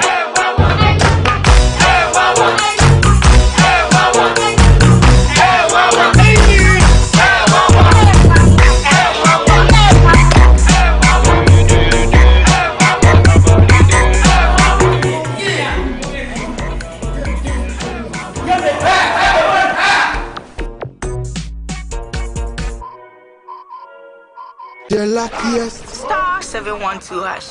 Luck is everywhere. 8K. Hey, you get an 8K. Get that packing so you have to come out. Wallahi. Hey, wait. You go put it on his tab. This is my man. Good luck. Hey, yo, Bill Radio. We are star 712. It's much more phone. I'm on dialing the magic numbers. Star 712. Now welcome to the luckiest. And now with me at home ticket. You can buy for yourself or your loved one. Mommy, tell mommy who's here. You're buying for me, right? Or who else? Let's choose buy tickets for others. Love you, boo boo. Maybe straight to option 4. Now, you need to buy tickets worth 50 Ghana to qualify. Yes, you can buy random or preferred tickets. I'm choosing random tickets. Listen, if you buy the random ticket, the system chooses a random number for you. But if you buy the preferred, you get to input your own preferred 5 digits. 5. Baby, give me your 5 numbers. And how much are we buying? Babe, look at the body and buy you. With your body, So good, miss. Hey, there, tread cautiously. Now follow the prompts and prepare. Now the luckiest. The luckiest is regulated by the NLA on the Caritas platform, not for persons below 18 years. TNCs apply. Hello, my name is Roland Walker. I'm here at Coastal Park. It's one of the many courts belonging to estate masters, and they are into service plots, property management, and luxury homes. And just in case you want to make that decision to invest into a landed property, estate masters is the right choice to make. If it is from an indenture, a site plan, you want it also barcoded, all is available. You might have heard about Chopoli. It's where we have the next cottage of estate masters. It is not only one of the thriving, but the most inviting landed property sites for you also to invest in. We encourage you, do invest in the next cottage at Chopoli. It is just close to the yet to be demarcated airport. That also will be a valuable property for you to invest in.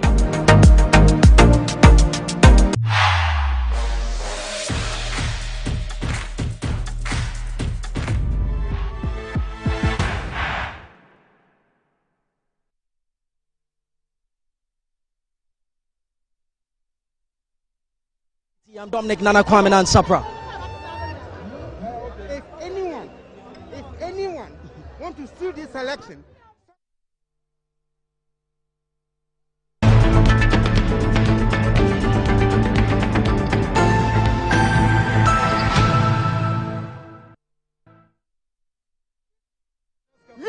eat his children. And we mean it. So respectfully, the killing aspect should be taken out. When you say you want to kill somebody, then that means you're taking the law into your own hands. No. Right. No. So what you are doing, you're calling for a peaceful protest. And the protest is for Electoral Commission to what? Adhere to your petition. Your petition must be served. Then the Electoral Commission will do the needful. So if you are protesting, you should protest. But the moment you said you will kill a prospect of this native. What we are saying, we don't want to kill anyone. We want to kill anyone who is a criminal. We want to kill anyone who is a criminal. So anyone who will make any attempt to steal this election, someone else raise up his children, or you will hunt him down and eat his children. There is reinforcement. That is why the police is here. The law must take its course. Should there be any discrepancies, should there be any more practices in the voting pattern, I believe that. You don't believe it? Why don't you believe in that? Look back 4 years ago. You can look back and see what's happened during the trial of the election. They failed us. The judges failed us. The judges failed NDC. So never again. That's why I'm putting this on. I'm putting this on. I have black on. Exercise means never again. What does it mean? What does it signify? We are not going to any court. We will win hands down in the police station. No more court, no more judges, no more lawyers. Don't we want to enjoy the peace we have as Ghanaians? If you want peace, prepare for war. If you want peace, prepare for war. Exactly, of course. They're never going to hand it out to you. You need to fight for it. You want it, and you are fighting for peace. You are fighting for peace. Yes. So that's what I'm saying. If you want peace, prepare for war. So we are preparing for war. If in case you didn't get the peace you want, if you don't get the peace you want, you will fight for it. Oh, that's fine. Well, that's fine. Thank you. You want to say something? I mean, the impunity must stop. The impunity. What sort of impunity must stop? Stated the Electoral Commission that today we will resist oppressors' rule by our might and by our own force. We will resist it there. The EC respects the decision of the NDC. So why do you say certain impunities must stop? But still, they have not accepted to audit the register. That's why you are marching on with your petition. So until your petition is not granted, that is why you can beat your chest. Don't you think so? Yes, we are still marching to them to make sure that they audit the register. Right, that is why you can see the atmosphere is poised and it's really charged. And the NDC party faithfuls and loyalists are demanding for one thing. It's for the Electoral Commission to do the needful, serve what is right and accountable to the people of Ghana. The NDC wants to have a peaceful election, and in doing so, they are seeking for a forensic audit from the Electoral Commission's voter registration. They believe that there are some discrepancies that have infiltrated the services.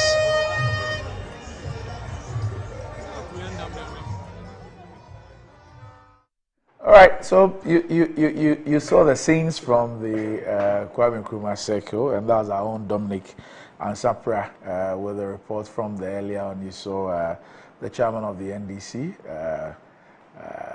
Chairman General Asiedu Nketia, and of course, I love the song in the background when he was speaking. So chase those crazy bald heads out of the town. Who the crazy bald heads are, I don't know. I'm one, but I'm not crazy. I'm bored by saying. So we'll probably find out who those crazy bald heads who must be chased out of the town are. Anyway, but with Betway, you're guaranteed to get more chances to play. Betway Pick Your Prize lets you choose your preferred promotion to make the perfect sport. Bet every week, from payout boost to cashback. Plus, you would also stand a chance to choose your own prize, from vouchers to electronics and the grand prize of airline tickets. Visit betway.com.gh to find out more. Terms and conditions apply. This is regulated by the Gaming Commission of Ghana. Bet the responsible way. Betway, get way more. And enjoying the fruits of your labor is as important as enjoying the mansions of your labor. The pains of climbing the stairs when not exercising could be challenging irrespective of your age. But worry no more. Lifts and elevators have got you covered with the best portable American pneumatic vacuum elevators on the market today. It's a simple self-supported elevator for both homes and offices, and guess what? It can lift your goods too. Wheelchairs can fit in, and they come in 3 custom-made models. It's affordable and can be installed within 3 days. Visit Lift and Elevators at Sakuman or just call them on 0200-535-515 or send a mail to elevatorsgh@gmail.com for consultations and the best solutions in easy vertical movements. Okay, still with me on the show, I have Kofi Adams and Kingsley Amwakwa Wedu with me. Kofi, yeah. I'm sure that's why you're in black. Yes, that's why I'm actually in black, and, it's important to state so that we cannot allow the Electoral Commission to destroy, Randy, the only means through which Ghana can be reset. Randy, we've lost virtually everything. Our economy is gone. Today, I hear people talk about upgrade and that we shouldn't go back to the days of 2016. 2016, what was the dollar to CD exchange rate? So you want to go back there? I'm saying, what was the rate? No, you want to go back there. What was the rate? So you want to go back to 2016, or the issue 2016, you want to go back there? Please. I'm saying that what was the rate? Want to go back we had a functioning government that took responsibility, confronted the issues that were facing this country and solved them. I.e., whether it was energy crisis, we had a functioning government. Government didn't say after 8 years that political parties should come together and let's sign a pact on energy. The John Mahama administration didn't do that. It took responsibility and dealt with the situation head on. Today, after a government has failed, they are asking political parties to come together and sign a pact. Which pact? When we have given you responsibility. When the Constitution has given the executive authority to you to act in dealing with all situations, after 8 years of failure, being engaged in Galamsey yourself as per the report of Professor Frimpong Boateng, you are now asking us to come together for a pact. So, Randy, we've destroyed that. We've destroyed our economy. Every day, the city continue to depreciate. Then they go to the communities and be lying to the village people that, oh, Dr. Baumia has come to work and strengthen the currency. That's why today, when your son sends you just $1, you will get about 17 CD out of it. Sure? Yes, this is the lie they are telling to the village people, that they have strengthened the economy, and that is why when they send you $1, you are getting 17 CDs as against the era of John Dramani Mahama, when you were getting less than 4 CD. That is, I mean it. These are the people we are dealing with. These are the people we are dealing with. Forgetting that this is what has turned the price of every commodity high. So they pick and choose. They deal in silo mentality. You know, there's an animal called ostrich. They say when it buries its head in the sand, it concludes that the whole body is buried in. That is the nature of MPP. So they pick. You say, can't you see that now when you change, your son sends you just $10, you are getting more? That is the kind of deception. Upside down economy. That's what Baumia wants us to accept and say that we should upgrade on that. We can't upgrade on that. We want to go back to a situation where the economy was managed better and the exchange rate was solid. We want to go to an economy where the economy was managed better and the fuel prices were lower. The amount of money we were paying for a gallon in 2016 is less than what we are paying for a liter today. How can you tell me this is better and we should upgrade on this? Look at the level of unemployment. Over 14% total unemployment. If you go to youth unemployment, it's ranging over 42%. And this is what you want us to upgrade on? No. And that is why we're calling on the Electoral Commission. Now, the only thing Ghana has been noted for, Randy, is also our peaceful transfers and conduct of what? Elections. From the year 2000, when Jerry Rawlings, a very young military person, 10 civilian, ran for 2 elections consecutively, won, and decided that he was doing nothing to the Constitution at age 52. Randy, that was when Jerry Rawlings left office. and transferred power to another democratically elected president. This was happening for the first time, and that election went for a second round, but still it happened. We've seen transfers again in 2009. We saw it in 2016, when for the first time a sitting president didn't make it in an election, but he never did anything untoward. Why is it the case that all of a sudden, when this government has come in, everything is being done together with the Electoral Commission to mess up the system? If you look at Article 42, and I'm happy sitting here with a lawyer, Article 42 is very clear about rights of Ghanaians to what? To vote. And to exercise that right, they must register. And if you look at 45 thereabout, which talks about the functions of Electoral Commission, 45E specifically asks Electoral Commission to initiate programs to expand the voter registration exercise. But for this particular commission, Randy, they have been doing everything possible to limit the voter access to what? Voter registration. If Parliament had not fought, especially the NDC minority in Parliament, had not fought to stop the Electoral Commission from laying a CI, it would have been concluded that only Ghanaians with Ghana card will be allowed to register. When the EC went finally to conduct their limited registration, both in 2023 and recently 2024, Ghanaians who turned up to register who did not have Ghana card were over 65%. Meaning you have a commission who is doing everything humanly possible to undermine our democracy, to undermine the rights of Ghanaians to choose their leaders as enshrined in Article 42 of our Constitution. They are not performing their function in 45E. We fought that. We succeeded. Then, when it came to implementing that program, they made it so difficult for voters, or potential voters, that instead of bringing the registration to you at the electoral area or polling station best, or electoral area maybe minimum, they said, come to the district office to come and register. We still went through these difficulties. We managed to do something. Then, Randy, it came to exhibition of this register. We presented our agents at the centers to observe the process. You remember what the EC did on one Monday? They just got up and said they shouldn't entertain any agent at the EC offices to observe transfers. We fought that process. The next day, they reversed that decision. Doc, can you imagine, a lawyer, if we had not had our agents at these transfer centers receiving daily prints out, if they presented a certain data to you at the end that this was the transfer, how are we going to have challenged this process? So you see clearly, the EC was doing everything they were doing then to cover up some of this agenda. And that is why, me seated here, I don't accept the fact that these were just errors. These were just mistakes, inadvertent mistakes. No, they were deliberately done.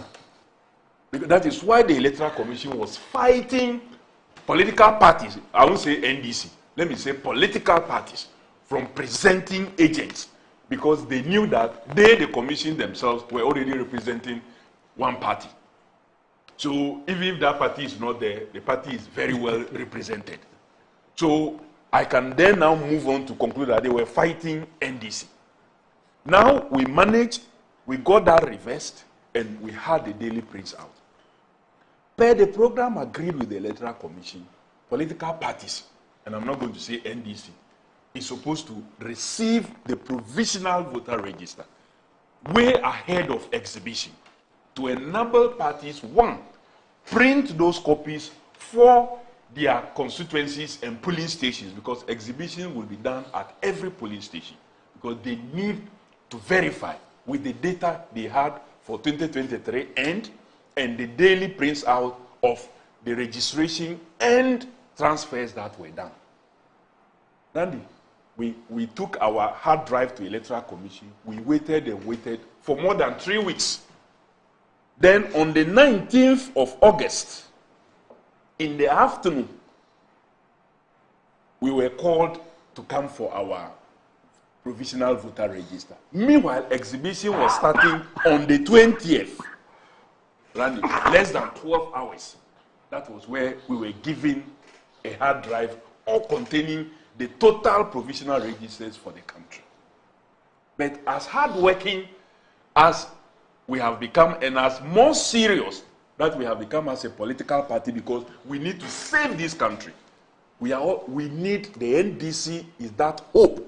So our officers have become much more serious. Our election directorate is sharper, and they took their time, brought in experts, and quickly analyzed this data, distributed it. It didn't end with the national analysis. Our constituency officers, regional officers also did a good job by going into the data. We began to realize that the data that Electoral Commission gave us on the hard drive we gave them on the 19th of August by 12 noon was different in some of the polling stations from what they themselves sent to their district offices to be sent to the exhibition centers. So Randy, you give me data on the 19th. I send it to my constituencies. It is printed. And when you cross-check with what you sent for exhibition, there are differences. In some cases, less numbers. In some cases, more numbers. In some cases, the transfers, inefficiencies, and what have you. So, which system did the Electoral Commission use to place data on the NDC's hard drive? And which system did they use to send data to their district offices for exhibition, which gave us different names and lists as voters? It is only through an audit, an IT audit, that will answer these questions. Randy, we did not end there. We didn't just start making noise. Even after speaking to the issues, we wrote to the Electoral Commission that we know that the Electoral Commission is infested with party apparatchiks. For the first time in the history of our electoral process, post the INEC, of course, I wouldn't say it wasn't Dr. Kojo Farijan who presided over the 1992 elections. It was an interim electoral commission. Post that, from 1993, he was appointed. He became the electoral commissioner together with his deputies, and they supervised the rest of the elections, including the district level elections, all the way through our first transition.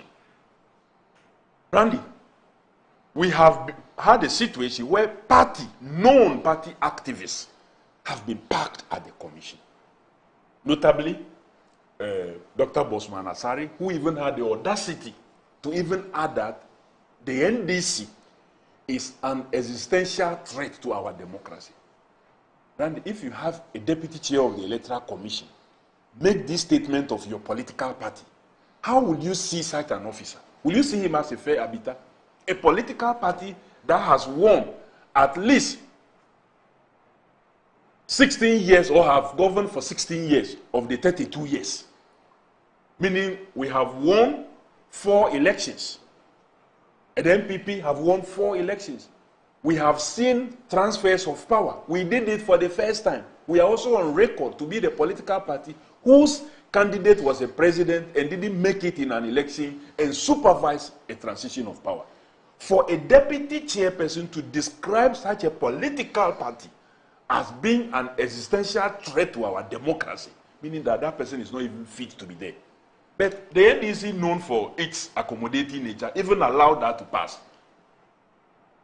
You have, then they added on top of it, Peter Apiahini, Dr. Peter Apiahini, who was a key communication officer of the party in Bono in just the 2020 elections, to take charge of their IT unit, plus many others, the Salima lady and the rest, all of whom were added.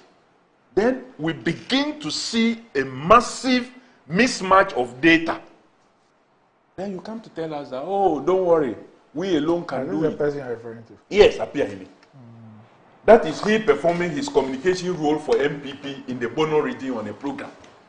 Only for this person to be appointed after the 2020 elections, which we believe strongly was stolen, to go take charge of the IT of the EC.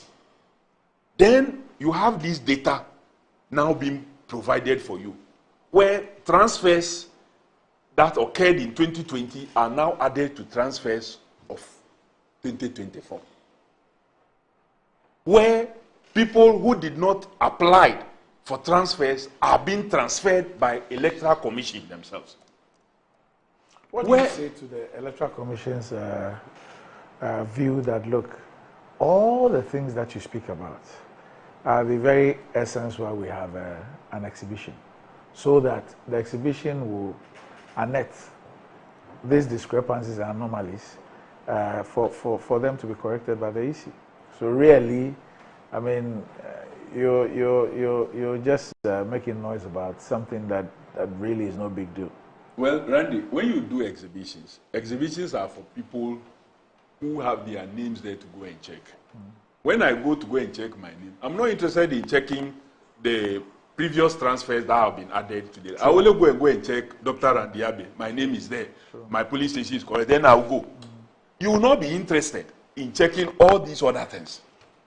But the political parties who are giving copies, yes, it is your duty to also check on those things. So the political parties have done so.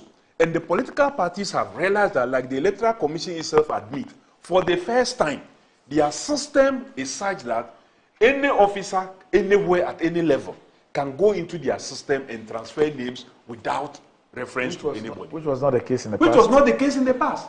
It has never happened before. So is that what happened at Pusiga? The Pusiga incident, where people were moved from Tamale South to Pusiga, where they have never been to.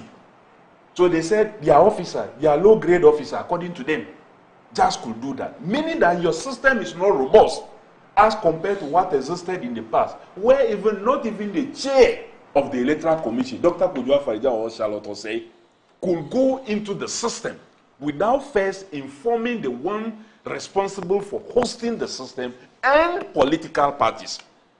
The political parties must be noted that there is going to be this movement of the transfers period.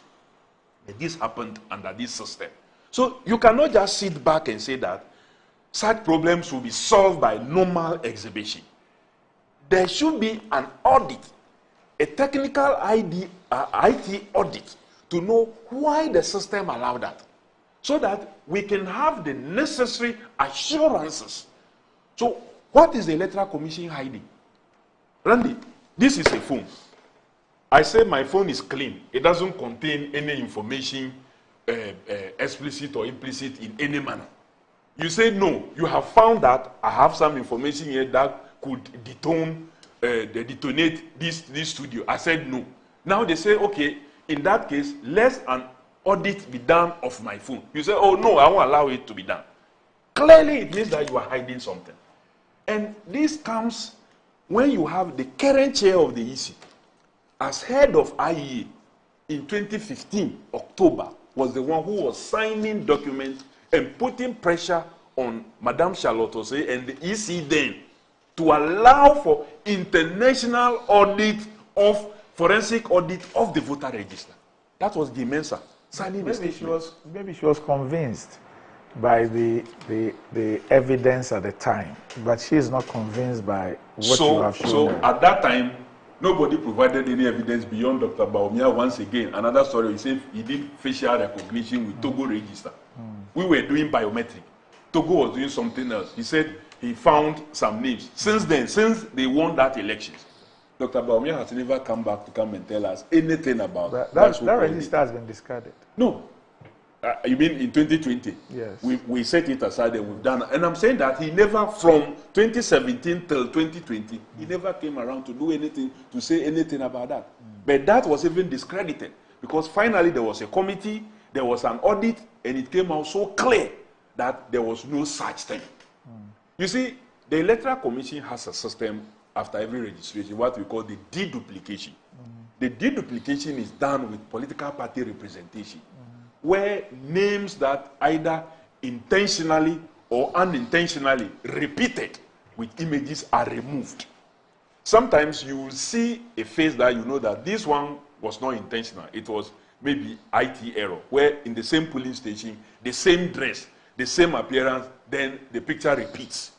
But in situations where we find you in polling station A in a red dress, and then we find you in polling station B in a black dress, then that one you intentionally did so. So you are taken off and placed on a list to be taken out of the register. Deduplication is done. All this is there. We are not worried about that. But what we are worried is the system where previous transfers are added to the transfers. Unidentifiable transfers, you can't even trace their route. Technology is such that when transfer is effected, you should be able to trace the route of site transfer. But in this case, over 15,000 you can trace. In some constituencies, more than 4,000 persons are in this category. We've had instances where people have won elections by 3 votes in the constituency before. The current regional minister won Tema East by 3 votes. That's why they were calling him MP3. We've had instances, late Fozitobi of Okre, lost by 9 votes in the year 2000. Okre, Fozitobi, may he so rest in perfect peace, lost by what? 9 votes. So we've had instances where elections at the constituency level have been declared with just a very narrow win. Even for presidential, at least on record, we know that election too was heavily rigged, but we still won in 2008 between Professor J.E.A. Mills, may he so rest in perfect peace, and Nana Dankwa Akufo-Addo. The decision was less than 50,000. So to have a situation like this with huge numbers of variations is very dangerous for our politics. And that is why the Electoral Commission must submit to an audit. And this audit, even though I am comforted with the statement that was released by this group, the Civic Forum Initiative, signed by Dr. Angela Dwamina Boaje, and then the Executive Director of IDEC, Dr. Emmanuel Akwete, calling on the Electoral Commission as a matter of agency to allow for the purposes of auditing this register when they are done with the process. I would have thought that the auditing of the system be done first before they conclude. Because once you conclude and you go and do audit and you find a problem with it, are you going to now re-exhibit the register? No. That is why I thought that the auditing have to be done, questions to the issues that have been raised answered, satisfactory that nobody can go into the system again and do what they did in the past. Then it is exhibited. Then it is finalized. And we can say that at least we have a fit for purpose register. But to suggest that they should finish all those processes before coming in for an audit to be done, when the audit is done and things are found wrong, are you now going to do re-exhibition? Right. And the issues of time is involved here. And that is why I believe that Electoral Commission must listen. All right. Let me bring Kingsley in. But Kingsley, the Director of Elections of your party, Evans Namaku, says that the party has not identified any discrepancies in the voters' register. Speaking on Asasi Breakfast Show, he said, quote, "We have not seen, for now, any transfer that has been unduly done. It's not an issue of discrepancy. It's an issue of the register that has been given to you. Are you able to work with it to identify voters and get them to vote for your presidential candidate on election day?" Listen to him carefully. And I want to repeat. He says, it is not an issue of discrepancy. It is an issue of the register that has been given to you. Are you able to work with it to identify voters and get them to vote for your presidential candidate on election day? And so for us, we are clear in our minds that there are people on the register in various polling stations. And there are those we must reach out. And as I said, we have 84 days to go. So it says the MPP is not interested in any discrepancy. What they are interested in is that they have a register. The register has shown them who the voters are. Their job is to go and reach out to them and get them to come and vote for them. So it's not about the discrepancy. Well, thank you. One thing I must say is that the NDC's position, I think, is untenable. It's untenable, and my brother was going round, and came to say the same things everyone is saying, that the way to deal with any discovered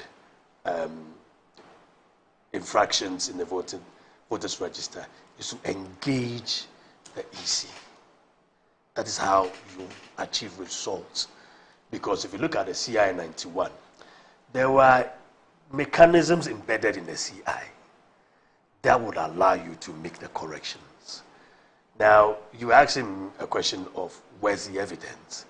I believe that EC, and I'm careful when I'm talking about these matters because you will come across as being the spokesperson of the EC, which I am not, my party is not. And it will be proper for some of these platforms, when we're talking about these things, to have someone from the EC to come and speak to the issues. I think another sister media house engaged Dr. Bosman. I don't know if you have plans of engaging another person, whether the issue for maybe an hour long, then the issues are discussed, just media and them for the whole. I listened to them over the weekend on different platforms. Yes, yes. A few points here and there. I think what stands out is that the right to vote is a constitutional matter, and nobody's right to vote should be taken away from that person. And if it is detected and there's empirical evidence that that is the case, they must correct it. Because as it stands now, any infractions that have been discovered or that my brother's party is saying they've discovered is colorless. It's not green and white and black. It's not also blue, red, and black and white. It is not. It's colorless. And so we cannot even, and I'm reminded of this situation where these guys were teasing me that in Asen North, that morning, MPP provided transportation for all the people to come and vote. And they saw them going to park a vehicle at a community that they know these people are NDC people and transported them and they voted for. So we facilitated them voting against us or voting for NDC.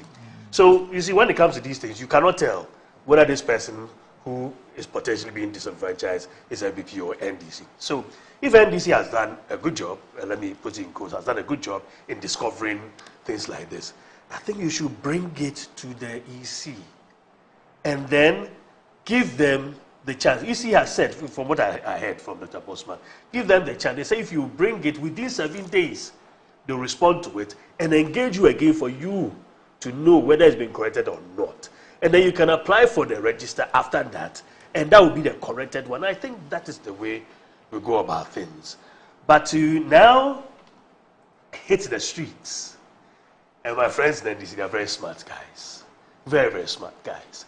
You see how when Dr. Bawumia is engaging the public, there's this acceptance and he's shaking hands and doing all that. NDC needs to galvanize their base. It looks like EC has given them the chance to galvanize their base in all the 16 regions. Well, kudos to you guys, NDC. But after that, because it's about 82 days now, or 81 days, I think, to elections. So yes, you need to galvanize your base. You've used this opportunity to galvanize your base. It doesn't mean that after that the issues will be resolved. You have to come back to the EC, present this evidence. You're saying that we are doing facial recognition during 2016. That was evidence we presented. The sacrosanct of that evidence, whether it stands to scrutiny or not, whether it is proper proof. I'm almost tempted to use legal balance here, or property value, whatever. It's a different matter. But at least we brought some evidence. You see, and then we brought, remember, we said that people had registered also with the NHIS card, and now everyone can register because that's a health issue.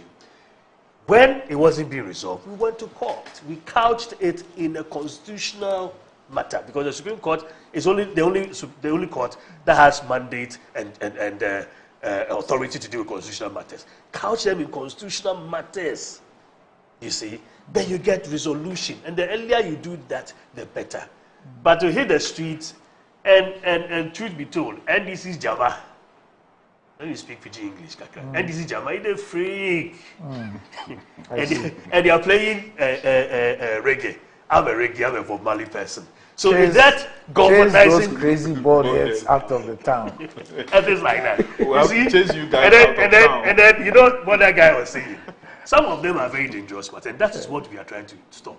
Some dangerous comments, killing people and all that is an election. It is not a war. It's a very serious one. And we have to calm down tempers. That's why at times I will slot in maybe a joke to the NDC thing, they freak, and just to calm tempers so that we deal with issues. The issues are, is someone potentially going to be disenfranchised? Have you transferred someone who did not apply for transference? Have you captured everything? They have said that it's lump sum 2021 and 2023, and so now they've separated it. That's the solution. That's what we are looking for. Because as I said, every vote counts. Every vote counts. And even if we know this is an NDC stronghold, we are still going there to make sure that, hey, okay, maybe realistically, maybe NDC will win this concert, but can we get maybe 30%? Can we limit their winnings there? And that is what we are doing. So if my party, the Director of Elections is talking, he's talking with that view in mind, because he's the Director of Elections, so he must deliver. All right. That's not to say that we don't care about anything at all, any infractions. No, because it's a constitutional matter. It's a right. It's a constitutional right. Beyond the constitutional right, there's a fundamental human right of the person's vote, which must be protected. No one contests that. But please, come back. Let's see how we deal with this. Not hitting the streets. It doesn't. It only galvanizes your base. And as I said, EC has given you the chance to do that. And I'm glad that there was no infraction by the police saying that they will not give, they are not available for you and all that. We've gone past those days. The moment they do that, then it's like it's like a Goliath and David situation, and then they get a blessing or the sympathetic view of the public. That hasn't happened. In fact, they are in support. You show them the place where they're in their numbers at is it Obra Sport? Obra Sport. And it's beautiful. Democracy is working. But when it's done and you will finish, you will find yourself back to the EC. That's the proper way of doing things. Submit it. Ensure. And when you submit and they say it's corrected, apply for the register again. If you are going to ask for another exhibition, I think you are right. Ask for another exhibition so that we go through. Because the question I ask myself is that if I, for example, use the short code and paid 50 pesos. Yes. Which most of us did. And I saw my name. Yes. But I realized that my polling station was wrong. And I even took the extra step to bring it to the attention of the EC. Yes. What assurances do I get that on the election day, when I go there, it would have been rectified? Oh no, because you have brought it to their attention. Yes. They must correct it. It is incumbent on you to ensure. No, you don't get what I'm saying. I'm saying that I have seen it.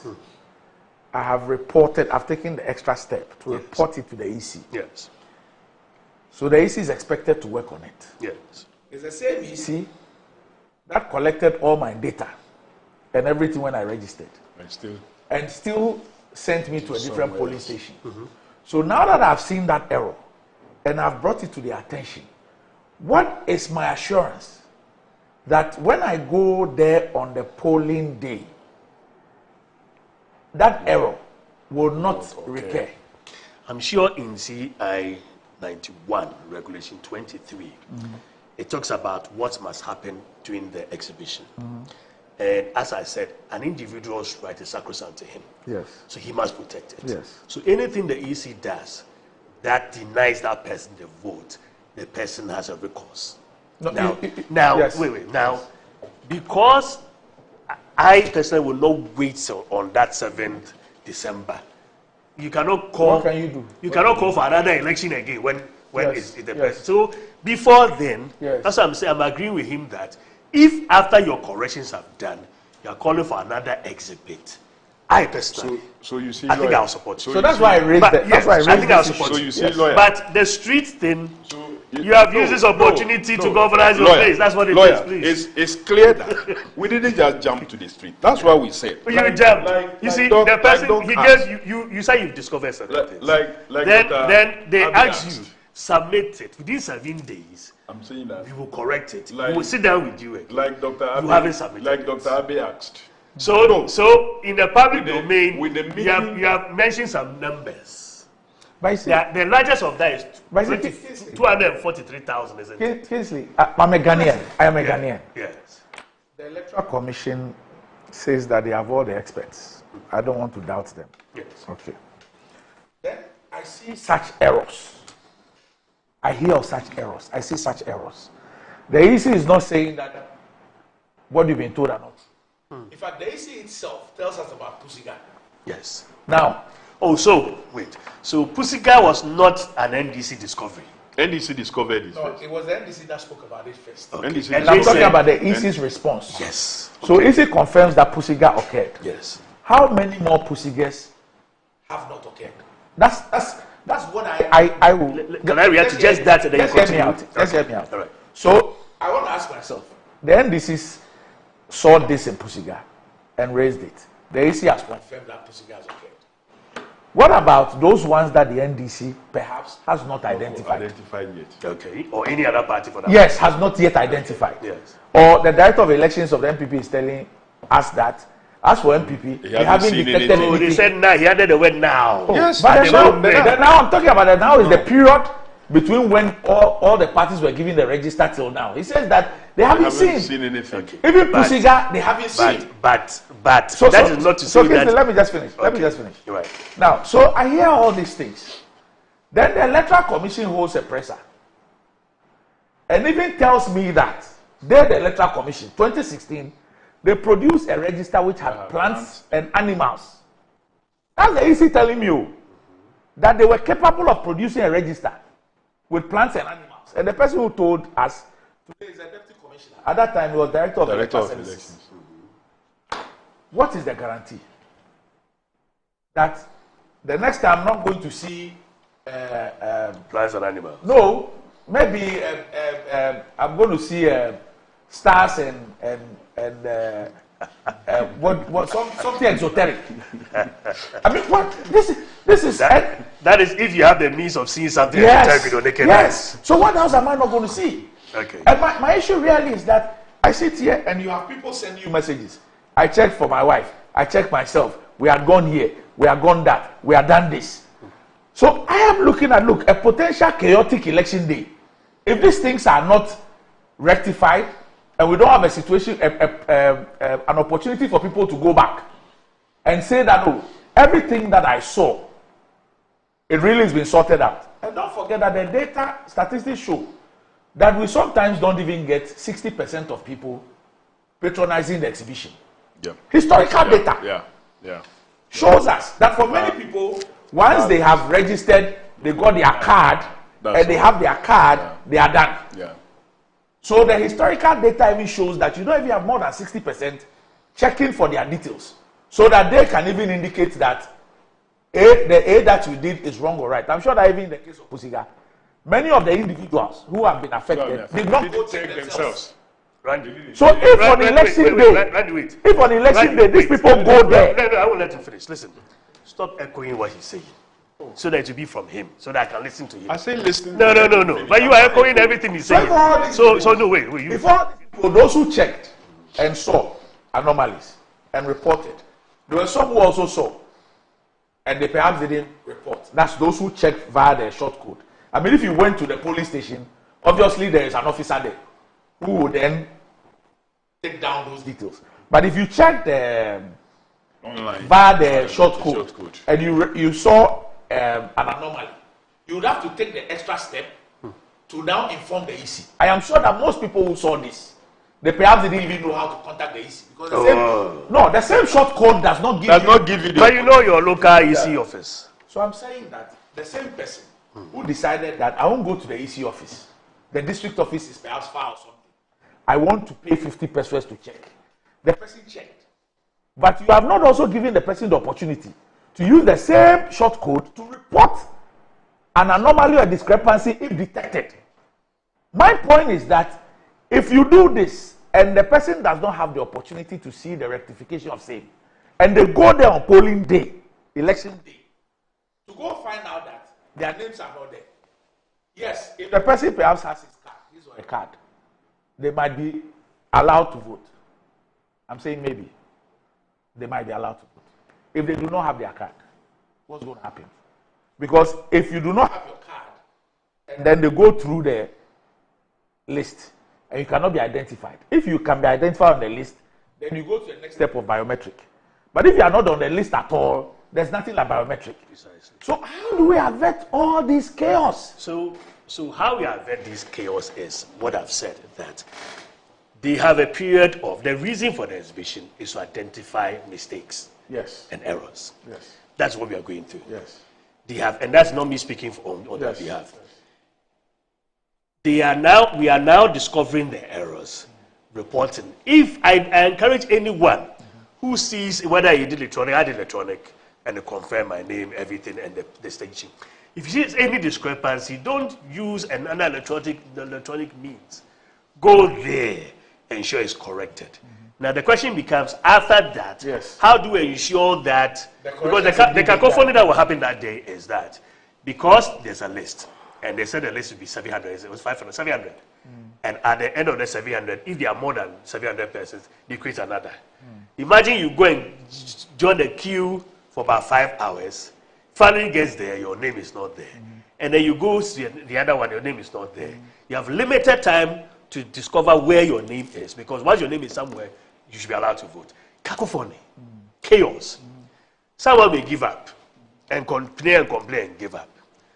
To stop that, I am saying that after the corrections, and the reason why they're not releasing it now is that it means that they have to stop the system, but they have to correct everything and release it again.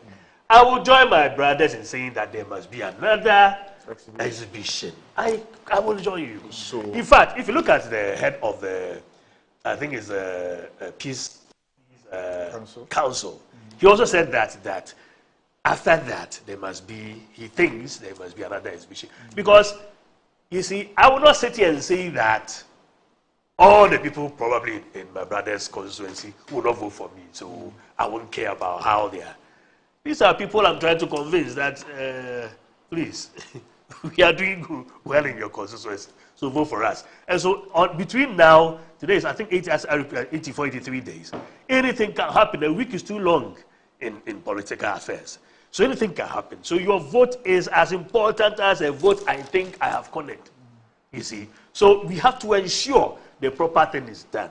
And I'll repeat, ensure that proper thing is done is more dialoguing, getting all parties around the table with the referee and making sure it's done, but not stampeding them on the street as if. And the guy who was speaking I call him Ninja. He came with Ninja because he knows what he's about to, he was going to say. But anything that puts it out there that is an unfair, you see, and this, one, it doesn't augur well for us. At all. But the EC itself has not clothed itself in glory. No, but I'm saying, itself. No, but I'm saying you are not giving the EC the chance. The EC has called you. Bring the evidence. When they got a chance, they told us that they had perhaps you are coercing me to speak on their behalf. No, I'm not doing that. But it is wrong. All I'm saying is that, you see, but it is wrong for them to have said that there were trees and what's the other one? And animals. Plants, yes. Trees and animals. I think probably if you had invited him here and even said that, I don't want to say we can even excuse that. But for a press conference to say that, I don't think it was right. But I'm not holding brief. I don't want to say mermaids and They don't say it. They don't say it. So for probably some public utterances and whatnot, they should look at that, and they should look at. Oh, you said a lot of things, you see?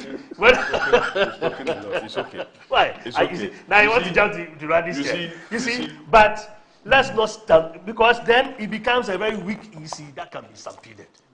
Anyone can also do that, and that's what we are guarding against.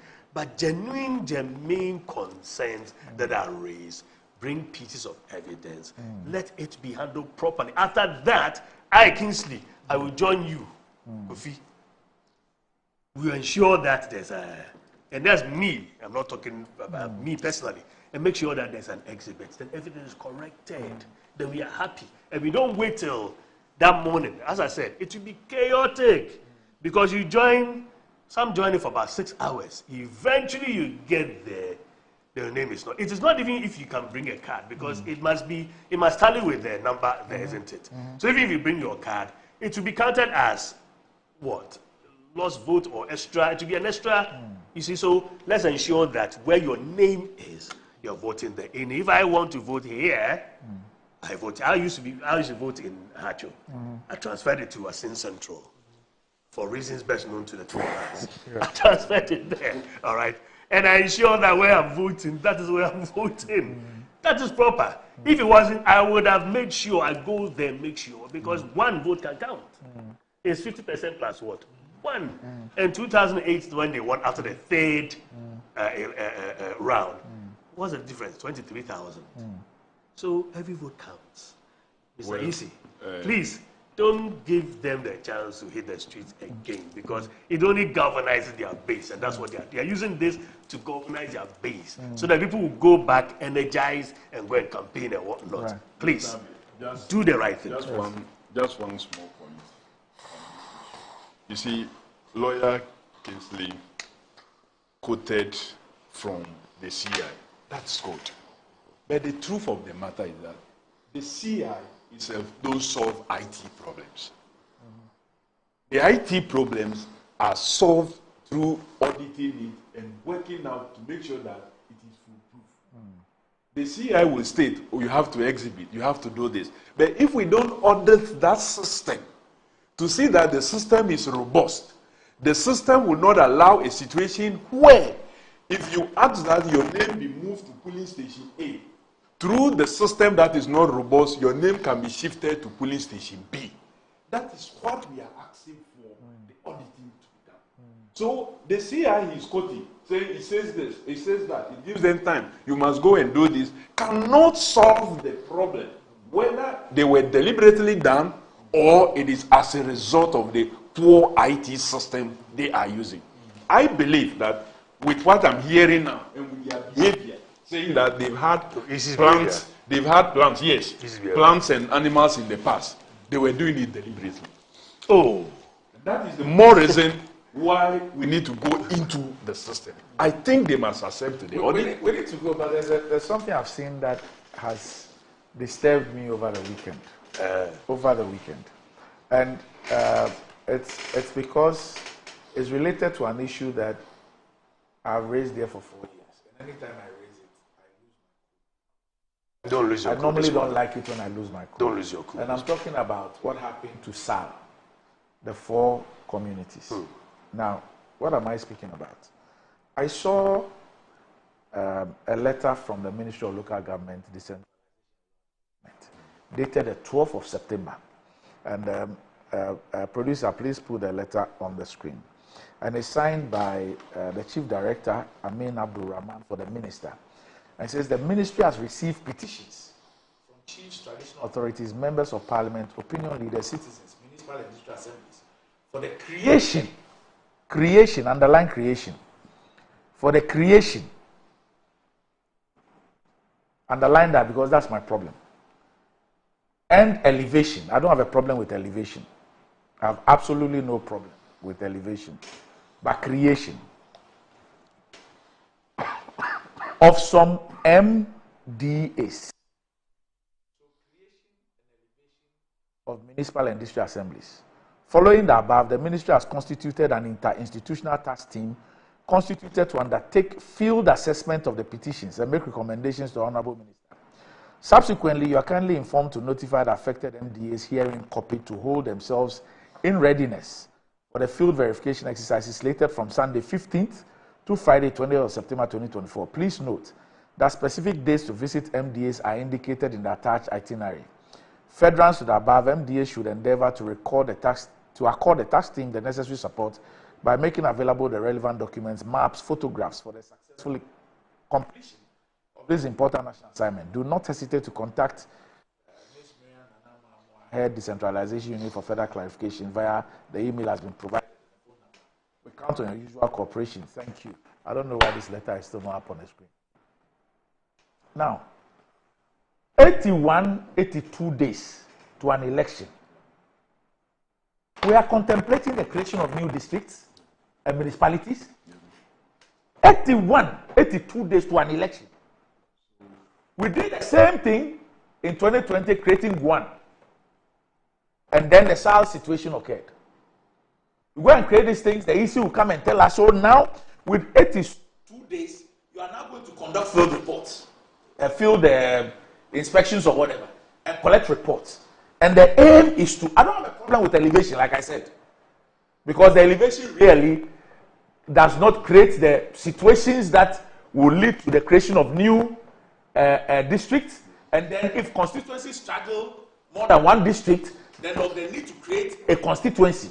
And the EC must also follow constitutional provisions in creating these new constituencies. And then when they are not able to do that, yes. Yeah, must come to Parliament. So as we speak, yes, with 81 days to an election, why would anybody want to think about any process that will lead to the creation of a new district or a new municipality? If it's elevation, like I said, if it is about elevation, I have absolutely no problem. Kofi, have you guys seen this? No. In Parliament, have you seen this? No, we haven't. I haven't seen. It's news to me. So if you can make it available, no, that's it. I put it on screen. I can send it to you. Send it to me, please, so that I can interrogate it properly and then probably give a proper answer to it. But for now, seen in Parliament. But even for the elevation, Randy, yes, it still needs to come through a form of CI or an executive instrument, comment the process. Yeah, that's when they are done with. When they are done, yes. And even that one needs 21 sitting days. So any government that is engaging any chief or any community now with this information, they are only deceiving them for votes. First and foremost, I can clearly tell you it's a deception to inform them that we are doing something about your petition. They had time enough, if they meant it, to have done so. Look, so you will see from here, you will see the various assemblies that are affected. Dealing with. You see all of them. And interestingly, most of these ones that they are dealing with already are district constituencies. So if you are going to be dividing them, be creative, it will mean that there's a need to create another district and another constituency. So why would anybody want to do this? It's deception. Randy, it's clear. It's clear. Please send it. Clear deception. Yes. Let me have a look. Probably because today I don't know whether we are going ahead, but probably the next time we can address this issue properly. Because anything that disturbs the constitutional mandate of the people to vote, I have issues with that. This is news to me. Those areas. And I remember the SAL matter. There was a lot of toing and froing, and I had to look at the constitutionality of it. The Supreme Court came back and why it wasn't possible at that time. I believe there are budgetary issues that you guys have to consider. And so, let's send it and then send it, and then probably make that a topic again. Then let's interrogate it properly. For the South issues, this very government went to sleep after the 2019 creation of Oti region, which added those areas to the Oti region. They went to sleep. Hajia Halima and her team went to sleep. They didn't do anything until when we were going for the registration and the people started protesting. Then they rushed to Parliament, creating the problem that they have created. If these people are aware, they should see what happened to SAR. And they should treat this government with, and this letter with the contempt it deserves. They should never see it as a solution to their concern. It's deception. My brother Kofi, it is wrong. It is wrong. It is wrong to say the things you are doing without even having interrogated what Randy just read, without any investigation being done on that. It is wrong to make statements based on assumptions. Take your time as an MP. I am saying that. Go into it. Look at the issues first. Then come and now discuss it properly. But you're making assumptions. You want to do it later. I'm saying that any process of this nature, starting now, is a deception. Because it will not see the end of life. It will not. It's an assumption on your behalf by just looking at one letter and making deductions out of it. It's a deception. Why don't you get this? This thing you're speaking about deception. What if government says that after the 20th, it has taken all this data. So it's decided to create these new districts and elevate some. and it still has some 40 days, 40 sitting days or 30. Well, unfortunately, we don't have those number of sitting days left. Parliament is on recess. But you can be called back. No, well, the speaker has made it very clear No, that we don't get called. Kofi, I'm saying you can be If called back. it's not proper, And you have been called back on many occasions. Yes, if there's a need for this, when we call you back, you should come and make sure that people have the consensus. Dr. Abi, luckily, Mr. Speaker has given a clarity on this issue of callback. And when Your standing orders are clear. Yes. On how it can be called back. Yes. When so we it were is called, not just about Mr. Speaker. And I'm saying that when we were called, Yes. the issue of venue came up. And Mr. Speaker didn't do it just within the 2 weeks, the 14 days as stated. It took a long time for us to get venue. Assuming without admitting. The person championing the cause is saying that when he's without called, admitting, assuming without admitting that we are even called to come back, to come and sit for 1 day, or to come and sit for how many days? Parliament is going to come back just to come and approve the estimate for the first quarter of next year. That's all we are coming to do, and we will do that within 2 weeks. We are not coming to do. We are not coming to sit for even up to 20 days. If it so happens, not do up to 20 days. If it so happens that you are called back for this purpose, please attend it with all the necessary importance it requires, so that the people get the chance to vote. If that is what is needed, it will be a very important issue for you to be called and vote for that. Lawyer, I'm going to ask for calling us again for a constituency to be created. That cannot even happen, because you see, there is a term limitation of the time the registers must be produced. You cannot continue working on the register forever till maybe a few days. Kofi, my point is elections. that in 2020, this occurred. That's what I'm saying. That electoral commission that did that misbehaved. They did it wrong.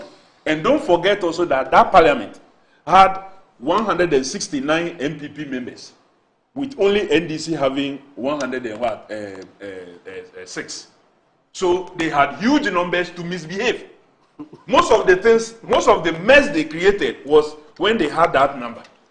You see, my point is that if government succeeds in creating the districts, two things will happen. You either prevent the EC from laying the LI or CI. Yes. Or you would allow for them to do it.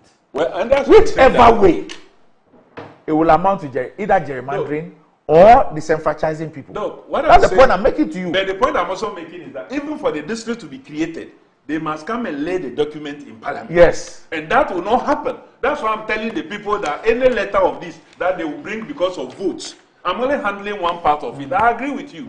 This letter, when they bring it to your constituency or district to come and show you, oh, chief, you see your letter, your concerns that you raised, we have written, we are coming to do full work. They are deceiving you. So you think it's a deception. It's the Bawumia style. It's the Bawumia style of politics. Telling lies to the people. That's Let me also talk. So you think the people in those communities, they cannot read in between their lines. Well, that's why you think. That is what you think. That people, because you've done it in the past. You think you can do it now until I've really interrogated this thing, because it's a very important issue to be interrogated. And really, you left it too long, too late for the discussion, or probably prompt us, so that we must come and deal with this properly. And then, please, I wait for you to do that. All right, okay. So that we come and. All right, okay. So gentlemen, thanks for joining me. Thank you very much. Thanks. From here, I'm going to join.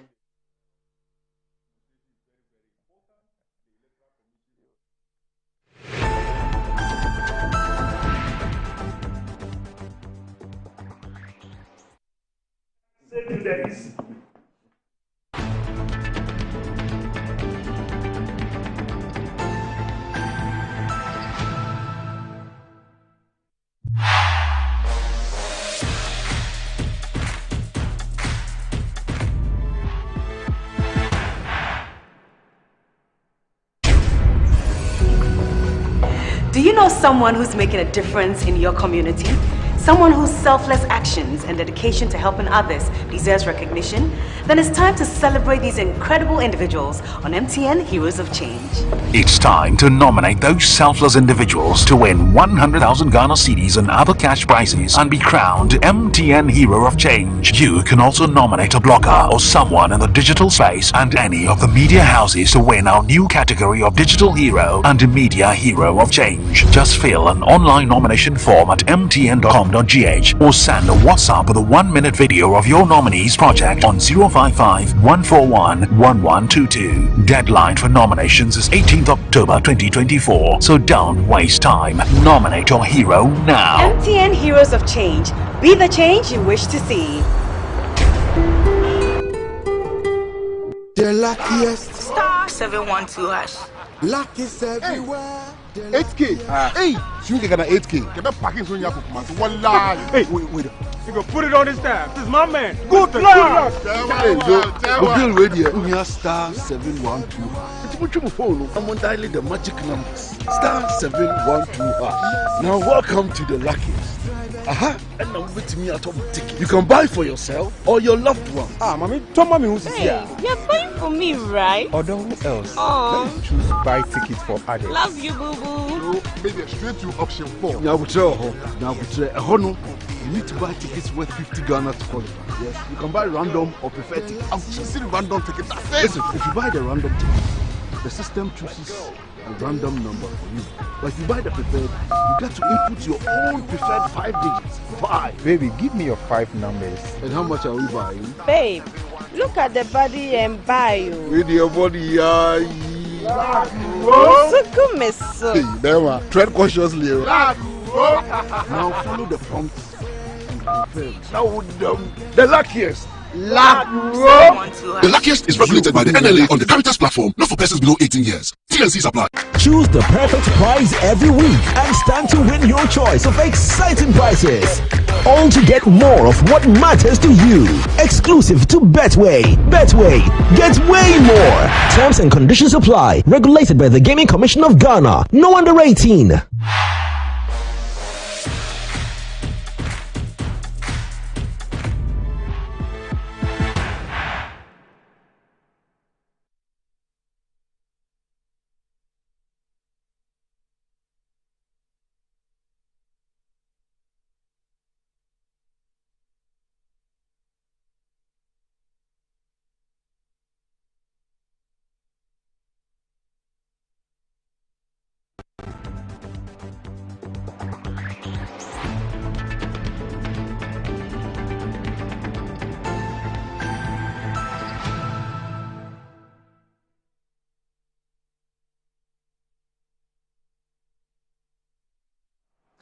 Right, welcome back to the show. If you just joined us, this is Morning Ghana.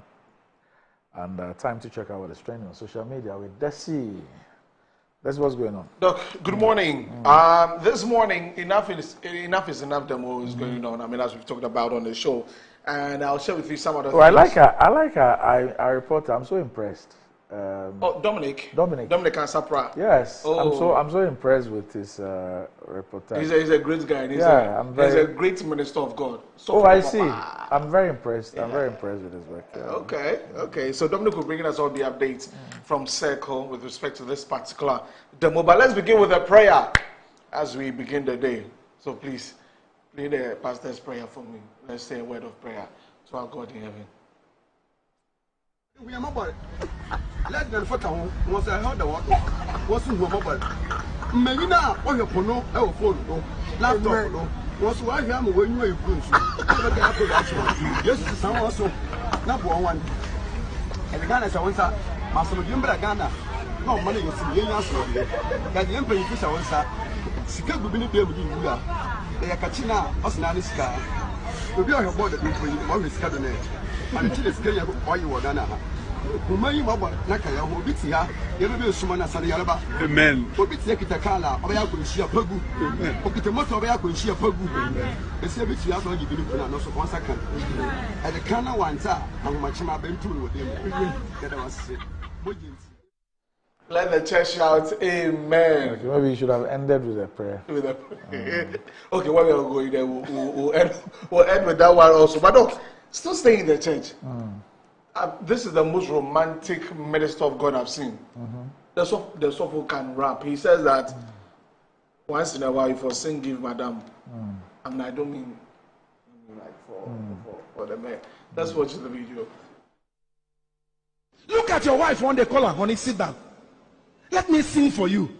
My baby, my Valentine, I swear.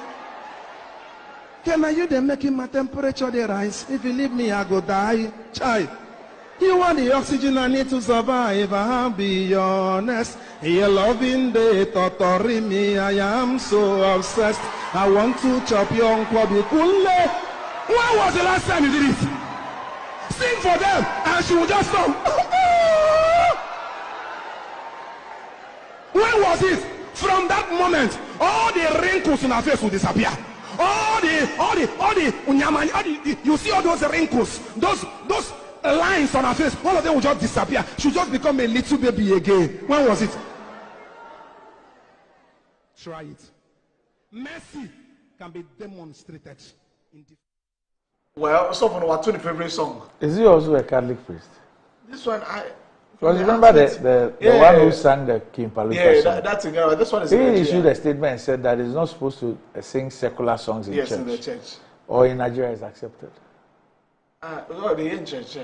But he sang, the song is, I know the song. You know the song? Yes.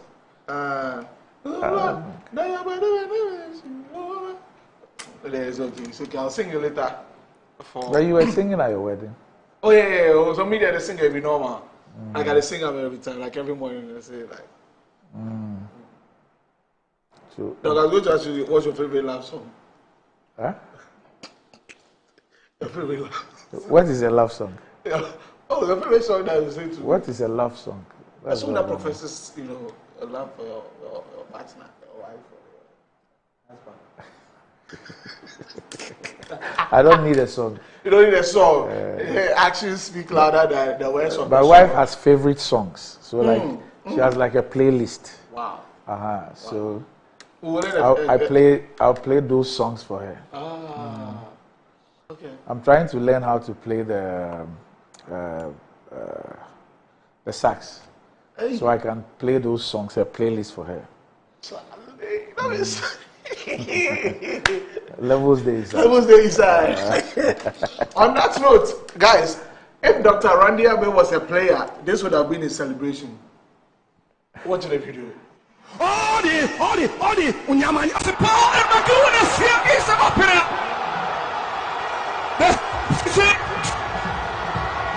Has rewarded the effort of Coach Bashir after coming in. And Pando Sports Stadium erupts. What a pass. What a pass. And look at the celebration from their chairman, Dr. Randy Abe. Enjoying every moment. Says thank you to God. Just look at it. Belted beyond the reach of goalkeeper Benjamin Asari. Just on the edge of the 18-yard. And the 6. So this one. Dog, now I what? Thank you, God. Thank you, Jesus. Thank you, Jesus. Thank you, Jesus. I go do slide. I was watching the game on Sunday with my father. Then when the goal came very late, so the camera picked there like, oh, dog is in a happy mood now. Now he always asks me that when it comes to that game, who do I support? You support Hasofo. I support Has, but they have to for count your size for me. Oh no, if Has is playing against anybody else, I'm Hasofo. I've explained this several times. No, but this one in this situation, situation, Hasofo is like my family house. Yeah. Where I was born. Okay. Heart of Lions is the house that I built. It's my house. Your house. So whichever way. So when there's homework, I go to a family house. Or there's a ceremony or something, I'll go there. But it was quite a good game, and I'm sure. So I realized that the player ran all the way from that side to come a the second goal. Yeah. So I also gave him the salute back. That's right. That's Ishmaelado. Ishmaelado. Yes. Hey. I see he's taking the 18 jersey too. Reincarnation. What you showed was the first goal. Was the first goal. The second goal was the slow motion, bit. Yeah. So that's when. This is the first goal. Yeah. Oh, this one, yeah. Numo, you wanna do? Yes, you're right. I got that correct today. My guy is dope. Anyway, so that's it for the trends today. My name is Desi the Starboy. I've got a video trending. I didn't put that in. Your video. You shot a video. Oh no. Well, I took a video. So, Livingston Satekla, Stoneboy, yes. Right after undergrad, he's gone back to do his masters. Good. Yeah, so it's always good when you're still in the mood for academic work. Yeah. Sometimes when you let it drag, it becomes difficult. Yeah. Especially adult education. Adult education. So once you go through, I advise people, once you go through it and you're still in that mode, it's always better to just follow up. Yesterday we were just in class and he just walked in and everyone was like, oh, okay. So this is an indirect way of telling us that you have also started. Oh, he's my classmate. No, it's just you found a clever way of telling us that you've also started your masters. No problem. No problem. Welcome to the world of paying school fees and chop money at the same time.